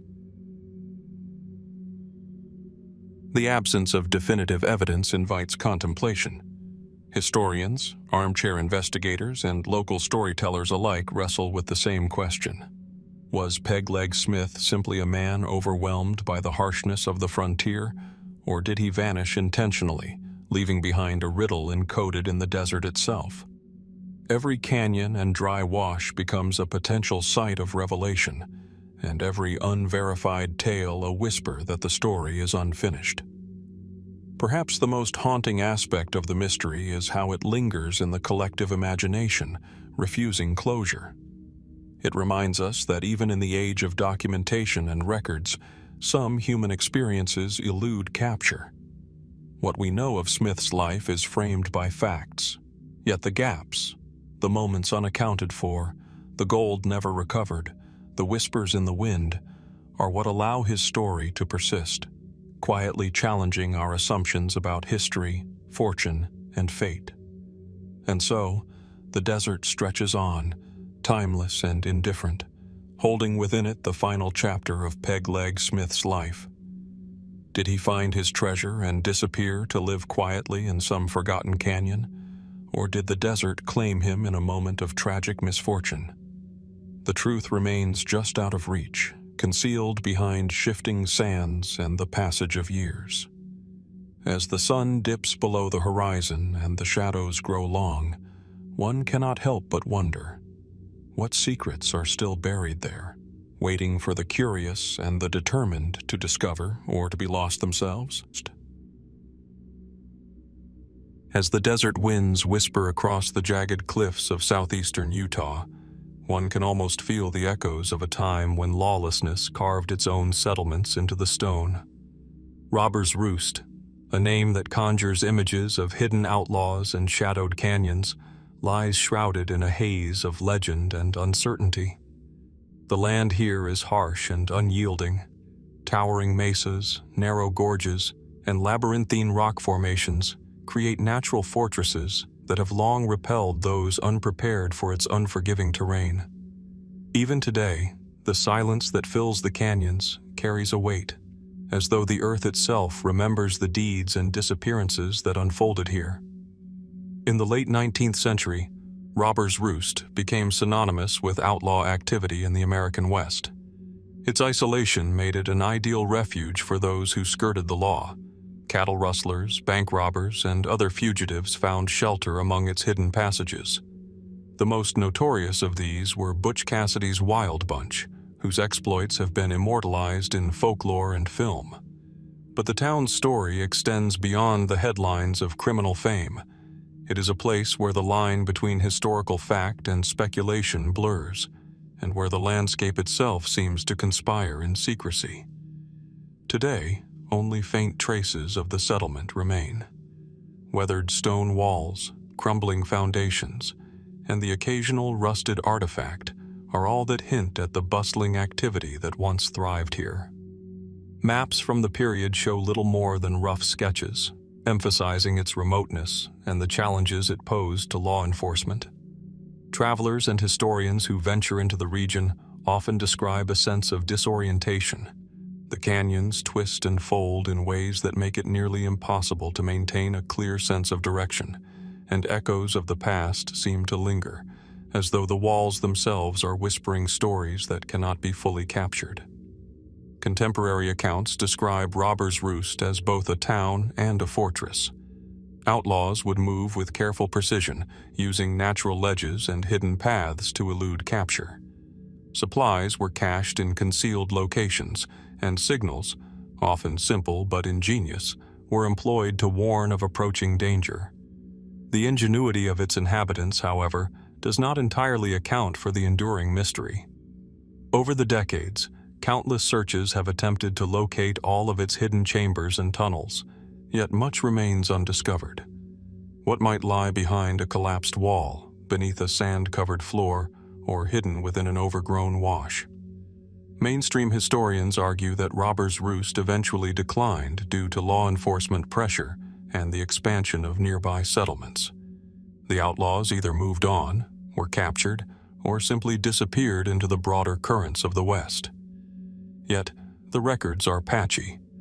Accounts of sudden departures, unexplained disappearances, and treasures left behind are scattered throughout letters, newspapers, and diaries of the era. Could there be elements of the town that were deliberately erased from documentation, perhaps to protect its secrets or to obscure the movement of its most infamous inhabitants? Speculation deepens when examining reports of ghost sightings and mysterious footprints reported by travelers decades after the town was abandoned. Some claim to have heard voices in the wind, or to have glimpsed fleeting figures that vanish when approached.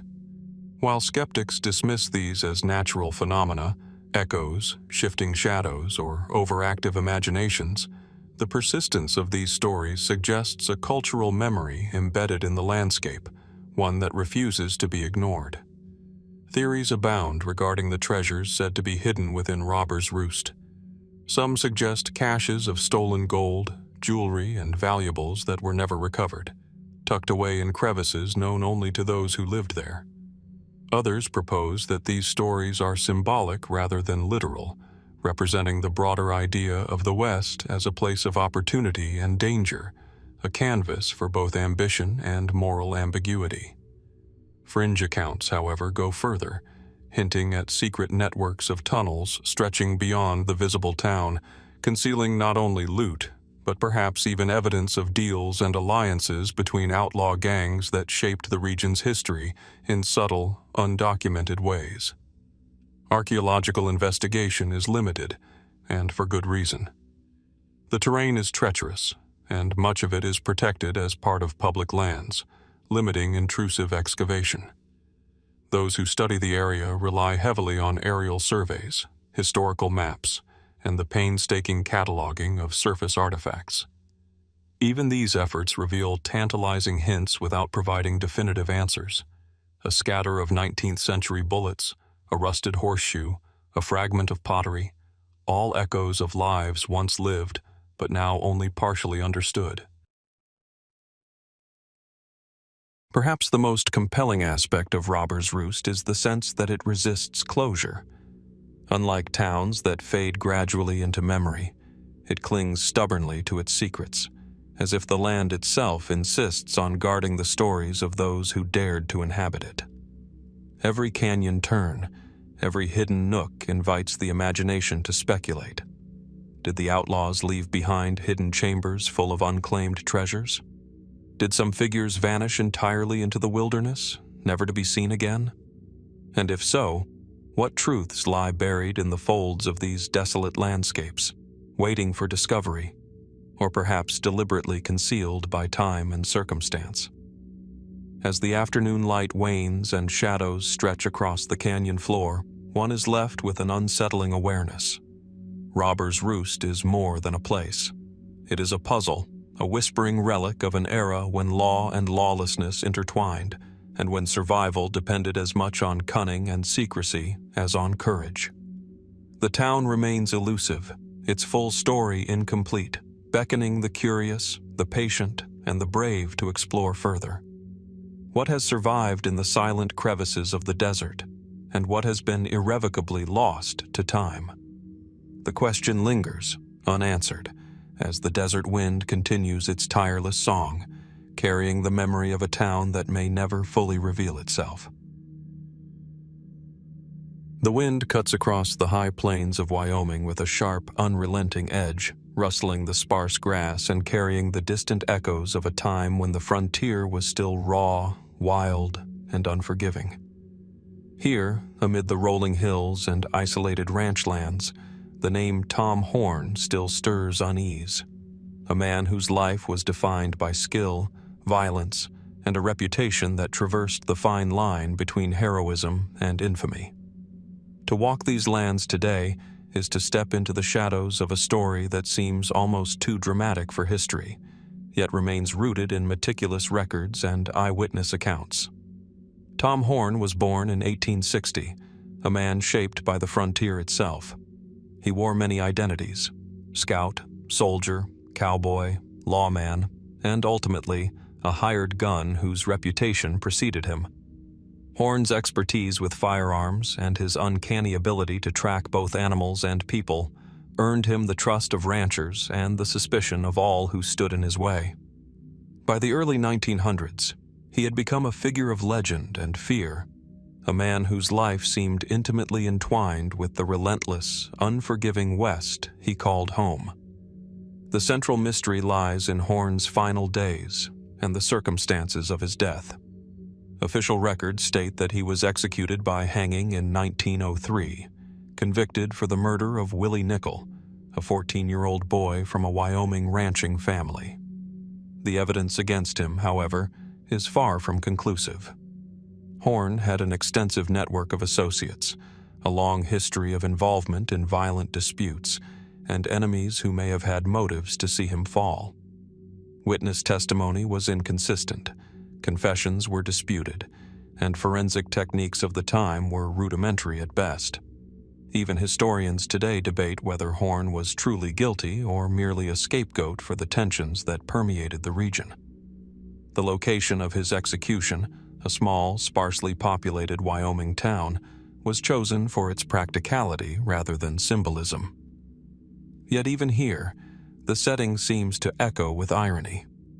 Horn, a man who had spent decades traversing deserts, mountains, and hidden trails, met his fate in public view, confined to the very strictures he had long navigated with skill and cunning. The gallows, stark and unyielding, were a somber contrast to the boundless landscapes he once roamed freely. Mainstream explanations for Horn's death focus on the legal system of the time, a frontier justice eager to demonstrate authority, a community desperate for closure after repeated livestock thefts, and the economic pressures of ranching disputes. Horn's reputation as a gunman and enforcer, particularly his involvement in the contentious range wars, made him an easy target for prosecution. Many contemporaneous accounts describe a swift trial, a single-minded pursuit of conviction, and a public execution that served as a cautionary spectacle for others who might challenge the status quo. Yet, the story becomes more complex when examining Horn's own statements and those of his allies. Horn maintained his innocence until the end, insisting that he had been set up or misidentified. Some historians suggest he may have been coerced into confessing under pressure, while others speculate that rival ranchers or lawmen manipulated evidence to secure his downfall. Beyond these claims, there are whispers, hardly recorded in official histories, that Horn's death was orchestrated not merely as punishment, but as a strategic removal of a man who knew too much about the darker dealings of the frontier, including cattle theft, political corruption, and shadowy alliances. Fringe theories, often recounted in small local archives and oral histories, propose even stranger possibilities. Did Horn secretly survive the execution, slipping away under the cover of darkness with help from loyal associates? Could he have assumed a new identity and continued to operate in the West, unseen and unaccountable? There are scattered accounts of an unidentified man in the early 20th century, a skilled tracker and marksman whose movements mirrored Horn's known routes and methods.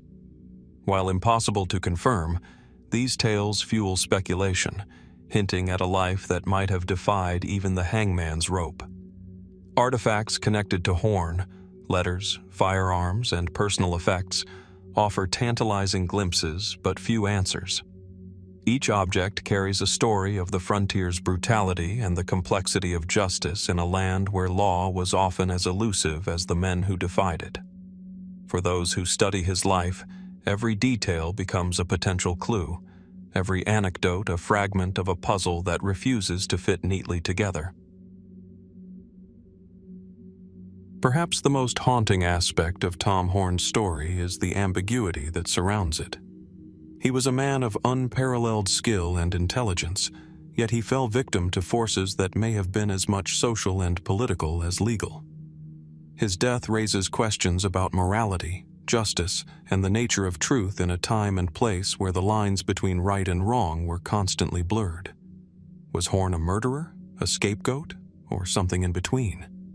Did the justice system of the frontier fail him, or did he simply meet the inevitable fate that awaited those who lived dangerously in such lawless lands? As the wind sweeps across the plains today, carrying dust and the faint scent of sagebrush, one can almost hear the echoes of Horn's footsteps, the silent testimony of a man whose story refuses to be resolved. The landscape itself, vast and unyielding, seems to demand reflection, asking those who listen, how much of history is shaped by fact and how much by the legends we choose to remember? What remains hidden behind the official accounts, in the spaces where records end and memory begins? The death of Tom Horn is more than a historical footnote.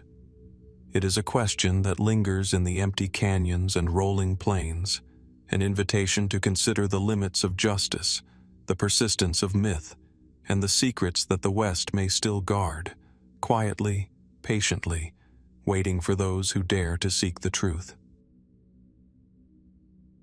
The late afternoon sun casts long shadows across the quiet streets of El Paso, Texas, where brick buildings and wrought iron railings whisper of a time long past. The town, now peaceful, bears little resemblance to the turbulent frontier it once was, a place where lawmen and outlaws carved their marks into history with bullets and bravado. In this seemingly ordinary environment, the life and death of John Wesley Hardin reached its final, fateful chapter. Even today, the air seems to hum with the residue of tension, as if the very walls remember the drama that unfolded within them. Hardin, born in 1853, had lived a life that defied convention. By his own reckoning, he had killed over 20 men by the age of 21, a reputation that made him both feared and hunted across the South and Southwest. He was a figure of contradictions, educated and literate, yet violent and mercurial, charismatic yet menacing, capable of charm, yet prone to sudden deadly rage. He roamed the unsettled landscapes of Texas and neighboring territories, a man who seemed to embody the unpredictability of the frontier itself. The circumstances of Hardin's death, however, are deceptively simple on the surface. On August 19, 1895, he was shot and killed in the back of a saloon by John Selman, a lawman whose motivations remain clouded in ambiguity. Selman, himself a controversial figure, reportedly acted in retaliation for a dispute between father and son, though historical records leave the precise details hazy. Was it premeditated, an act of vengeance, or the culmination of long-standing tensions in a town where alliances and grudges were often as fluid as the shifting desert winds? The answer, like much of Hardin's life, is elusive. The saloon where Hardin met his end was, by all accounts, a typical establishment of the era. Dusty floors, wooden counters, the faint scent of tobacco and spilled whiskey lingering in the air. Yet, within these ordinary surroundings, violence arrived without warning, a sudden rupture in the fabric of daily life. Witness accounts vary, describing the moment in detail yet offering inconsistent perspectives. Some recall seeing Selman approach quietly. Others claim there was a brief confrontation before the fatal shot. Hardin's death, instantaneous yet deeply public, became a spectacle of frontier justice, a moment that seems almost choreographed by fate itself. Historical records provide one lens through which to view the event, emphasizing the tensions between outlaws, lawmen, and ordinary citizens during the closing decades of the 19th century. Hardin had spent years oscillating between imprisonment, release, and continued criminal activity, and his notoriety made him a symbol of the dangers inherent in the post-Civil War West. Mainstream explanations suggest that his death was a direct consequence of his lifestyle, a violent man in a violent time meeting a predictable end. Yet these accounts leave unanswered questions that continue to intrigue historians and enthusiasts alike. Speculative accounts delve deeper into the uncertainties surrounding the killing. Some theories suggest that Selman's motives were not entirely personal but political, influenced by the complex web of loyalties, rivalries, and power dynamics that governed frontier towns. Others propose that Hardin may have anticipated the attack and even attempted to manipulate circumstances to orchestrate a confrontation that would cement his legend, a final act of control over a life defined by chaos. Were there hidden agreements, secret warnings, or unseen observers who influenced the outcome in ways that official records never captured? Artifacts and documents associated with Hardin provide tantalizing clues, yet rarely resolve the mystery. Letters he wrote from prison, newspaper accounts, and oral histories collected decades later offer fragments of insight. A man who was reflective, sometimes remorseful, but also unrepentantly aware of the dangers surrounding him. Each piece of evidence adds texture to the story, yet the complete picture remains tantalizingly out of reach, like a mirage on the horizon of history.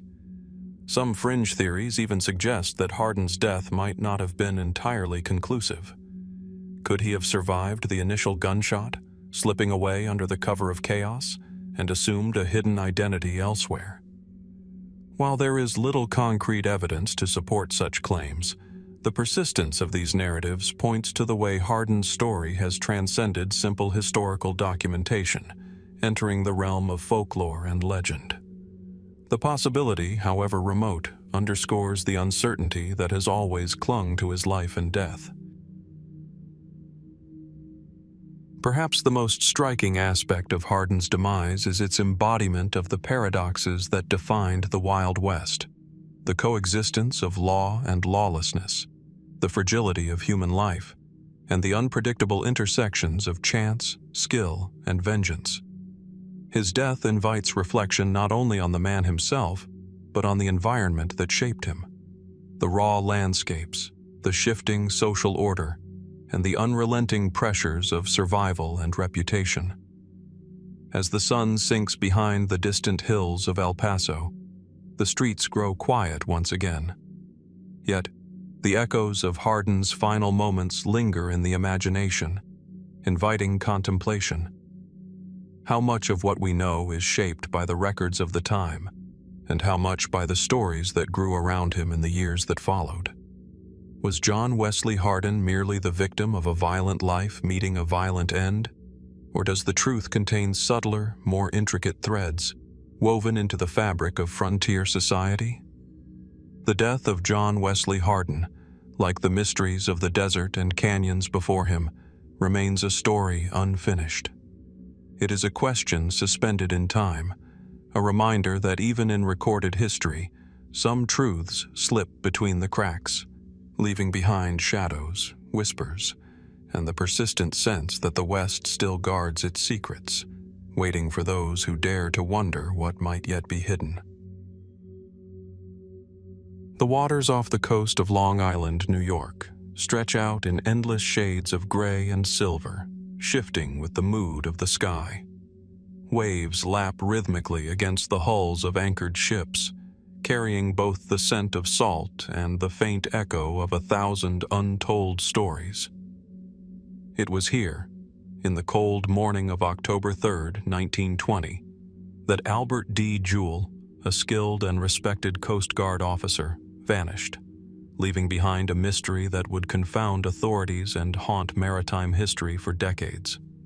The sea, vast and merciless, held its secrets tightly, offering no explanation for the disappearance of a man who seemed, in all ways, capable of navigating both the waters and the dangers that came with them. Albert D. Jewell was the captain of the motorboat Ibis, a vessel assigned to routine patrols along Long Island's bustling shipping lanes. Reports describe him as competent, disciplined, and respected by both colleagues and civilians. On the morning of his disappearance, Jewell departed from port with the expectation of a routine assignment, overseeing commercial and passenger traffic, inspecting boats, and ensuring the safety of the waters. Yet somewhere beyond the visible horizon, something inexplicable occurred. By mid-afternoon, the Ibis was found adrift, its captain nowhere in sight, leaving only the eerie silence of an uninhabited vessel. Historical records detail the immediate response. Search parties scoured the coast, rivers, and estuaries. Boats combed the waters and planes surveyed the shoreline from above, yet no trace of Jewell was ever discovered. His personal effects were accounted for, the boat remained intact, and weather conditions, while not severe, were challenging enough to complicate the search. How could a man with Jewell's experience simply vanish? Mainstream explanations offered the possibility of accidental drowning. Perhaps he was thrown overboard by a sudden wave or lost balance while handling equipment. Yet these scenarios, while plausible, leave an uneasy void, a question that has refused to settle for over a century. The mystery deepens when considering Jewell's meticulous nature. Colleagues described him as careful, precise, and aware of the risks inherent in maritime work. He had navigated these waters countless times without incident, which makes his disappearance all the more perplexing. Could a momentary lapse explain such a complete vanishing? Or is there something else at play? An unseen hazard, a deliberate act, or a misstep that no one could have anticipated? The official records remain frustratingly silent on many of these details, offering only fragments from which to construct the narrative. Speculation, naturally, has filled the gaps. Some accounts suggest foul play, though there is little concrete evidence to support it. Could Jewell have encountered a criminal act, perhaps a robbery, or an altercation with individuals operating illegally on the waters? Others propose more enigmatic possibilities: an accidental collision with a submerged object, an unexpected mechanical failure of the boat, or even a sudden medical emergency that left him incapacitated. Each theory carries its own weight, yet none fully accounts for the absence of any definitive trace. Fringe theories, whispered among maritime historians and amateur sleuths, venture further into the unknown. Some suggest that Jewell may have been the victim of a secretive smuggling operation, deliberately removed to conceal illicit activities. Others posit that he might have staged his disappearance intentionally, seeking to escape a life bound by duty and expectation. While there is no direct evidence for these claims, their persistence highlights a deeper truth. The human imagination reaches toward uncertainty, especially when faced with a mystery as complete and unresolved as this one. Artifacts connected to the disappearance are sparse, yet they provide haunting glimpses into the event. The ibis itself, found floating without its captain, stands as a silent witness. Its intact equipment and orderly appearance suggest no struggle, no last-minute panic, yet the absence of Jewell speaks louder than any physical evidence. In maritime culture, the sea often retains the final word, leaving behind only fragments for the living to interpret. Every plank, rope, and compass needle becomes a potential clue, yet the ultimate truth eludes capture. Perhaps the most compelling aspect of Albert D. Jewell's disappearance is the sense of unresolved tension it leaves behind. Unlike many historical figures whose deaths are documented with precision, Jewell exists in a liminal space between life and disappearance, a man recorded in duty but absent in conclusion. His story prompts reflection on the power and mystery of the natural world, the ocean, vast and indifferent, capable of swallowing even the most skilled navigator without a trace. It also invites us to consider the limits of human understanding and the fragile boundary between order and chaos. As the sun sets over the waters of Long Island, turning the waves to molten gold and shadow, one is left with the lingering image of the ibis, drifting silently, a vessel without a captain, a puzzle with pieces forever missing. What truly happened to Albert D. Jewell? Did the sea claim him in an instant, leaving only questions behind? Or did he vanish under circumstances far more deliberate, known perhaps only to those who shared the waters in secrecy? The truth remains submerged beneath the waves, hidden in currents, tides, and the vast, uncharted depths of uncertainty. And so, the mystery of Albert D. Jewell endures, unclaimed by history, a reminder that even in the age of records and technology, some human stories remain bound to the unknowable forces of nature. The waters continue their endless motion, carrying away the answers we seek, leaving only the haunting question: what still lies beneath, waiting to be discovered, or perhaps destined to remain forever lost?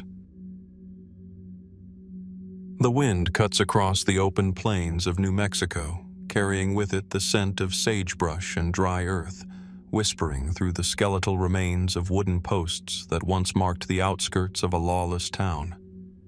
Here, on a cold December morning in 1901, William Blackjack Ketchum, one of the most notorious outlaws of the Old West, met a fate that would resonate far beyond the gallows. The site of his execution, a small yard outside the jail in Clayton, is now silent, yet it seems to hum with a presence, a lingering sense that history itself has left a mark upon the soil. Blackjack Ketchum had earned a fearsome reputation as a train robber and gunman. Born in the mid-19th century, he grew into a man defined by audacity and violence, carving his name into the annals of the West through daring raids and a series of criminal exploits that brought him into repeated conflict with law enforcement. His capture and trial were highly publicized, drawing crowds eager to witness the fate of a man who had terrorized entire regions with skill, cunning, and an uncanny ability to evade capture. The execution itself was remarkable not only for its notoriety, but for its unusual method. Ketchum was hanged on December 26, 1901, yet the hanging did not go as planned. Contemporary accounts describe a rope that failed to break his fall correctly, resulting in a grisly scene that shocked the assembled spectators. The photograph of his final moments, still circulated in historical archives, depicts a man caught between life and death, a moment frozen in time that seems almost to defy nature itself. How could an event intended to be routine, a formal execution, end with such unpredictable consequence? Mainstream historical explanations suggest that Ketchum's death was the result of miscalculation or error, a tragic accident during an otherwise orderly judicial process. Indeed, the mechanics of hangings were notoriously imprecise at the time, and the executioner, though experienced, could not anticipate every variable. Ketchum's height, weight, and the tension of the rope all contributed to an outcome that defied expectation. Yet even as the facts explain the mechanics, they do little to quell the fascination that surrounds the event, the sense that something more, something intangible, accompanied the execution. Speculation and rumor quickly took root. Tales emerged of a curse associated with Ketchum's death, whispered among locals and recounted in newspapers with a mix of awe and trepidation. Some claimed that those involved in preparing the execution, jailers, lawmen, and even witnesses, encountered a series of misfortunes in the days, months, and years that followed. Accidents, illnesses, and untimely deaths were attributed by some to the lingering influence of the outlaw's final moments. Could a man's violent life, ended in such a violent and botched fashion, really leave an imprint upon the world around him? Or are these simply the projections of a community attempting to make sense of a shocking spectacle? Further layers of intrigue arise when considering Ketchum's character and the nature of his crimes. He was a man intimately familiar with death, someone who had stared down both bullets and the law countless times. Did his defiance and the inevitability of his demise carry a force that some interpreted as supernatural? Some fringe accounts suggest that Ketchum, facing execution, uttered words that were later remembered as a curse, a prophecy of misfortune for those who had sought to end his life. While these claims cannot be verified, they underscore a human tendency to infuse tragedy with meaning, especially when faced with events that seem to exceed ordinary explanation. Artifacts from the era, including the original hanging rope and contemporary photographs, provide haunting evidence of the event's severity. Observers note that the rope, preserved in archives, bears signs of fraying and wear, seemingly echoing the uncontrolled forces of the execution itself. Photographs of Ketchum's final moments continue to captivate, presenting a tableau of mortality that is at once historical and almost mythic. Every detail, from the angle of his body to the expressions of those around him, contributes to the enduring narrative of an event that defies simple closure. The notion of a curse also invites reflection on the broader cultural context of the West. The frontier was a place where law was often improvised, morality fluid, and survival dependent on both cunning and courage.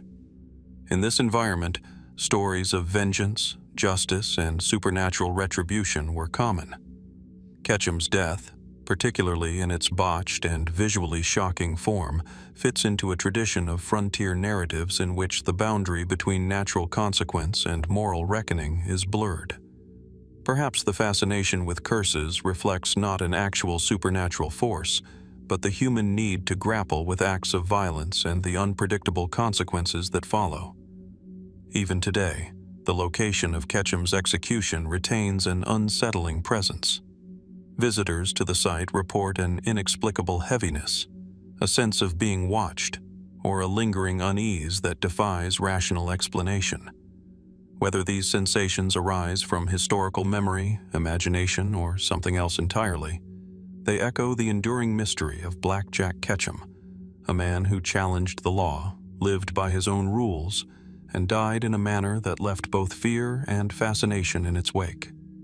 And so, the story of Black Jack Ketchum's execution remains unresolved, a blend of historical fact and enduring legend. The rope has long since been retired, the spectators long gone, yet the narrative persists, a testament to the human fascination with the unpredictable and the macabre. Was there truly a curse born of his final moments, or is it the weight of history and memory that lingers on these windswept plains? The answer remains elusive, leaving the ghost of Black Jack Ketchum to wander the imagination, challenging us to confront the thin line between life, death, and the mysteries that lie in between. The dense forests and rugged hills of Yuba County, California, stretch endlessly under a sky that shifts from brilliant blue to the muted gray of impending fog. Streams rush over moss-covered rocks, their currents carrying the scent of pine and the whisper of leaves rustling in the wind. It was into this seemingly tranquil wilderness that prospectors ventured in the late 19th and early 20th centuries, drawn by dreams of gold and fortune, unaware of the mysteries that would quietly unfold in the shadows of these mountains. Among them, several groups vanished entirely, leaving behind only faint traces and the lingering question, what truly happened in the remote reaches of Yuba County? The Yuba County prospectors were ordinary men, yet their endeavors placed them in extraordinarily perilous circumstances. Equipped with pans, sluices, and rudimentary supplies, they carved paths into dense forest, following the faint glimmer of gold in streams and rocky outcrops. Contemporary accounts describe their determination, resourcefulness, and camaraderie, but also hint at a growing unease among the local population. Stories of entire prospecting parties disappearing without a trace began circulating, whispered first around campfires, then recorded in the sporadic reports of local newspapers and law enforcement. Official records from the time provide a skeletal framework. Prospectors would set out into the hills and often fail to return. Search parties combed the dense terrain for days or weeks, yet many searches yielded nothing. No bodies, no equipment, no signs of struggle. Some streams were scoured, caves inspected, and abandoned cabins examined, but the wilderness seemed to have swallowed these men entirely. Could a series of unfortunate accidents, falls, exposure, or wild animal attacks account for such complete disappearances? While plausible, these explanations do not fully capture the eerie regularity with which groups vanished, nor the consistent absence of physical evidence. Speculation, naturally, began to flourish. Some suggested that these prospectors may have fallen victim to foul play, either at the hands of unscrupulous rivals or unknown criminal elements seeking to protect their own claims. Others proposed that the harsh conditions of the Sierra Nevada foothills, the sudden storms, treacherous terrain, and dense undergrowth were sufficient to hide the fate of any man who ventured too far. Yet these mainstream explanations leave an unsettling void. Why, in some instances, did entire parties vanish while neighboring miners returned safely? The mystery deepens with the fragmentary artifacts that have occasionally surfaced. Rusted pans, discarded tools, and fragments of clothing, discovered years after disappearances, provide tantalizing hints but no definitive answers. Each artifact seems suspended in time, whispering of human activity that abruptly ceased, a life interrupted in ways the wilderness refuses to explain. Could these remnants be the only tangible evidence of events that remain forever hidden beneath the forest canopy? Fringe theories and local lore offer even more haunting possibilities. Some claim that hidden caves, now collapsed or concealed by overgrowth, once provided refuge or peril for these men. Others speculate about secret societies, illicit dealings, or long-forgotten disputes over mining claims that may have turned deadly. There are whispers of prospectors who stumbled upon something more valuable, or more dangerous, than gold, only to vanish as a consequence. While such theories are impossible to verify, their persistence reflects the human desire to understand events that defy easy explanation. The landscape itself adds to the enigma. Yuba County's wilderness is deceptive. Gentle slopes give way to sheer cliffs, and streams can flood unexpectedly, altering paths and hiding tracks. Even today, hikers and researchers report a sense of disorientation when exploring these hills, a feeling that the terrain itself conspires to obscure the past. Could the very environment, in its complexity and indifference, have concealed evidence of what befell these prospectors? Or did human intervention, deliberate or accidental, erase the traces they left behind? Eyewitness accounts, sparse and often contradictory, provide glimpses into these mysteries. Some neighbors reported hearing distant shouts or seeing figures moving in the fog, only to find the areas empty upon investigation. Others claimed to encounter abandoned campsites, tools neatly arranged yet devoid of any human presence. These fleeting observations, while anecdotal, suggest a reality that resisted ordinary explanation, a pattern of disappearance that seems almost deliberate in its precision. Perhaps the most compelling aspect of the Yuba County Prospectors' story is its persistence. Decades have passed, yet the forest holds its secrets as tightly as ever. Each disappearance prompts reflection not only on the dangers of wilderness exploration, but on the thin line between human ambition and the unknown forces of nature. Were these men victims of misfortune, foul play, or something beyond the ordinary? And if their fate remains hidden, what does it say about the limits of our understanding, even in an age of maps and records? As twilight falls over the Sierra Nevada foothills, the trees cast long, interwoven shadows across the forest floor, and the wind carries the faint murmur of water and leaves. One cannot help but wonder, what still lies concealed beneath the canopy, in the twists of ravines, or the depths of forgotten streams? Are the stories of vanished prospectors echoes of misadventure, human error, or something more mysterious, waiting patiently to be discovered?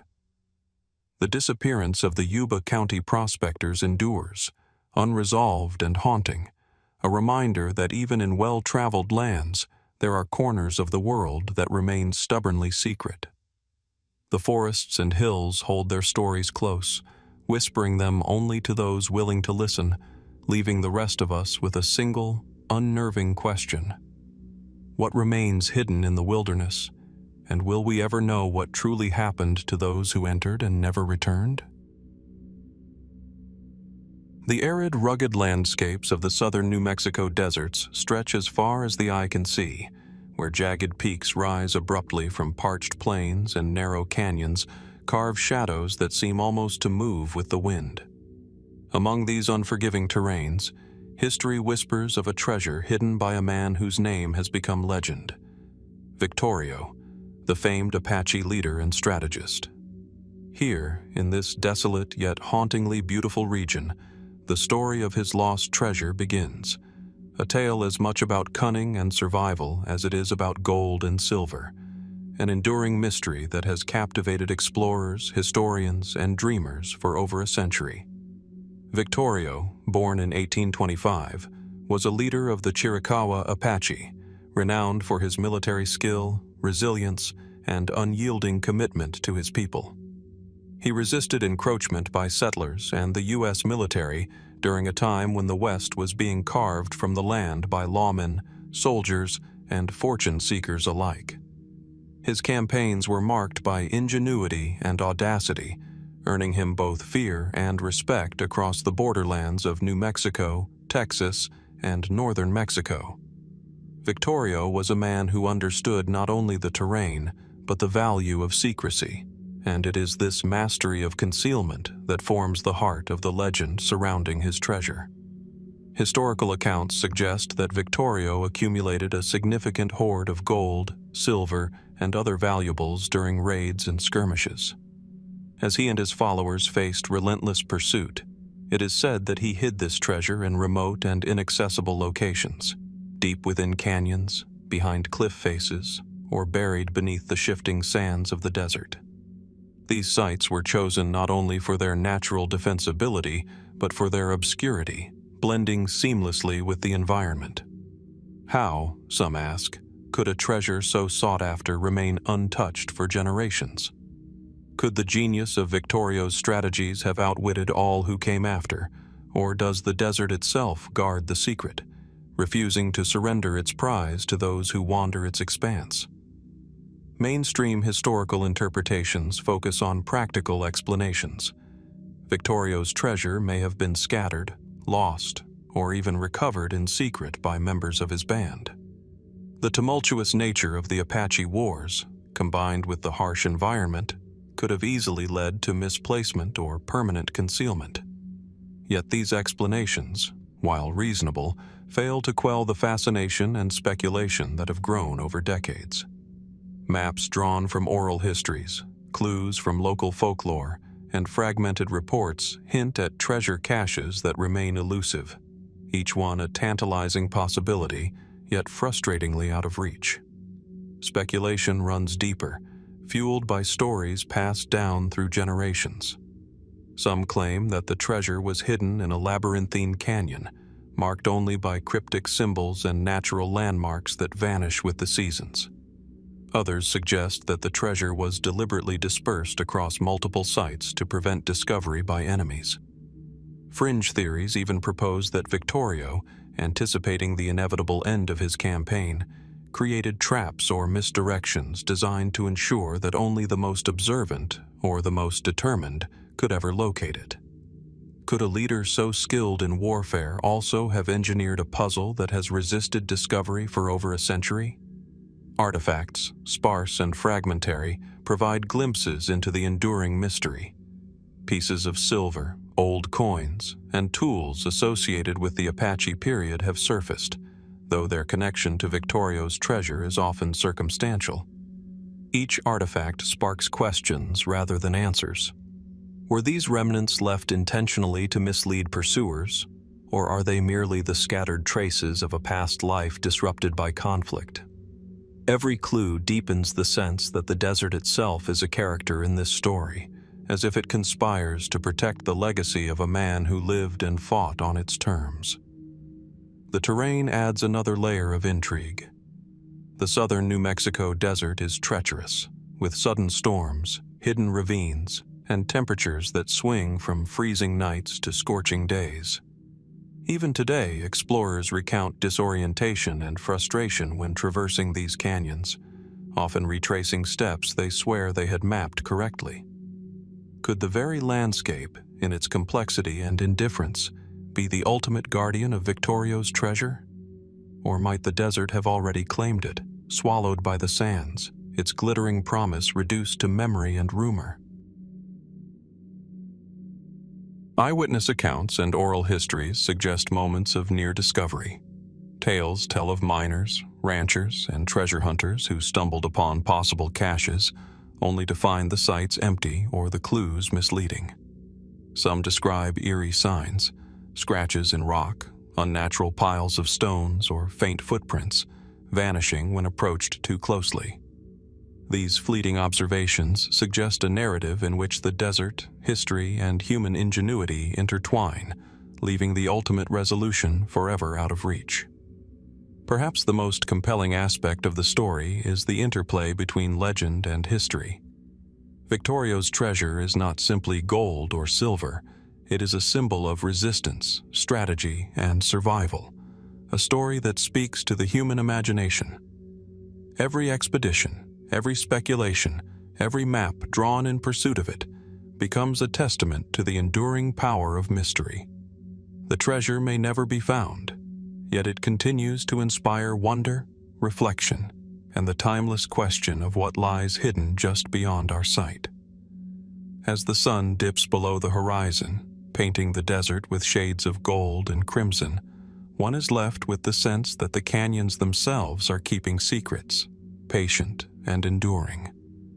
Victorio's treasure may lie beneath the rocks, waiting for discovery, or it may have disappeared entirely, a story preserved only in memory and imagination.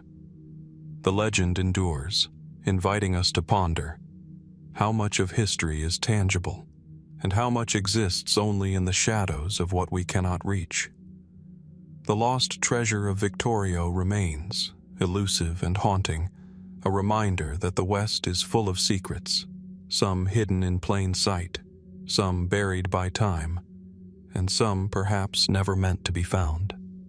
And so the desert waits, silent, vast, and unyielding, asking us the question that has remained unanswered for over a century. What lies beneath its shifting sands, and who, if anyone, will ever uncover the truth?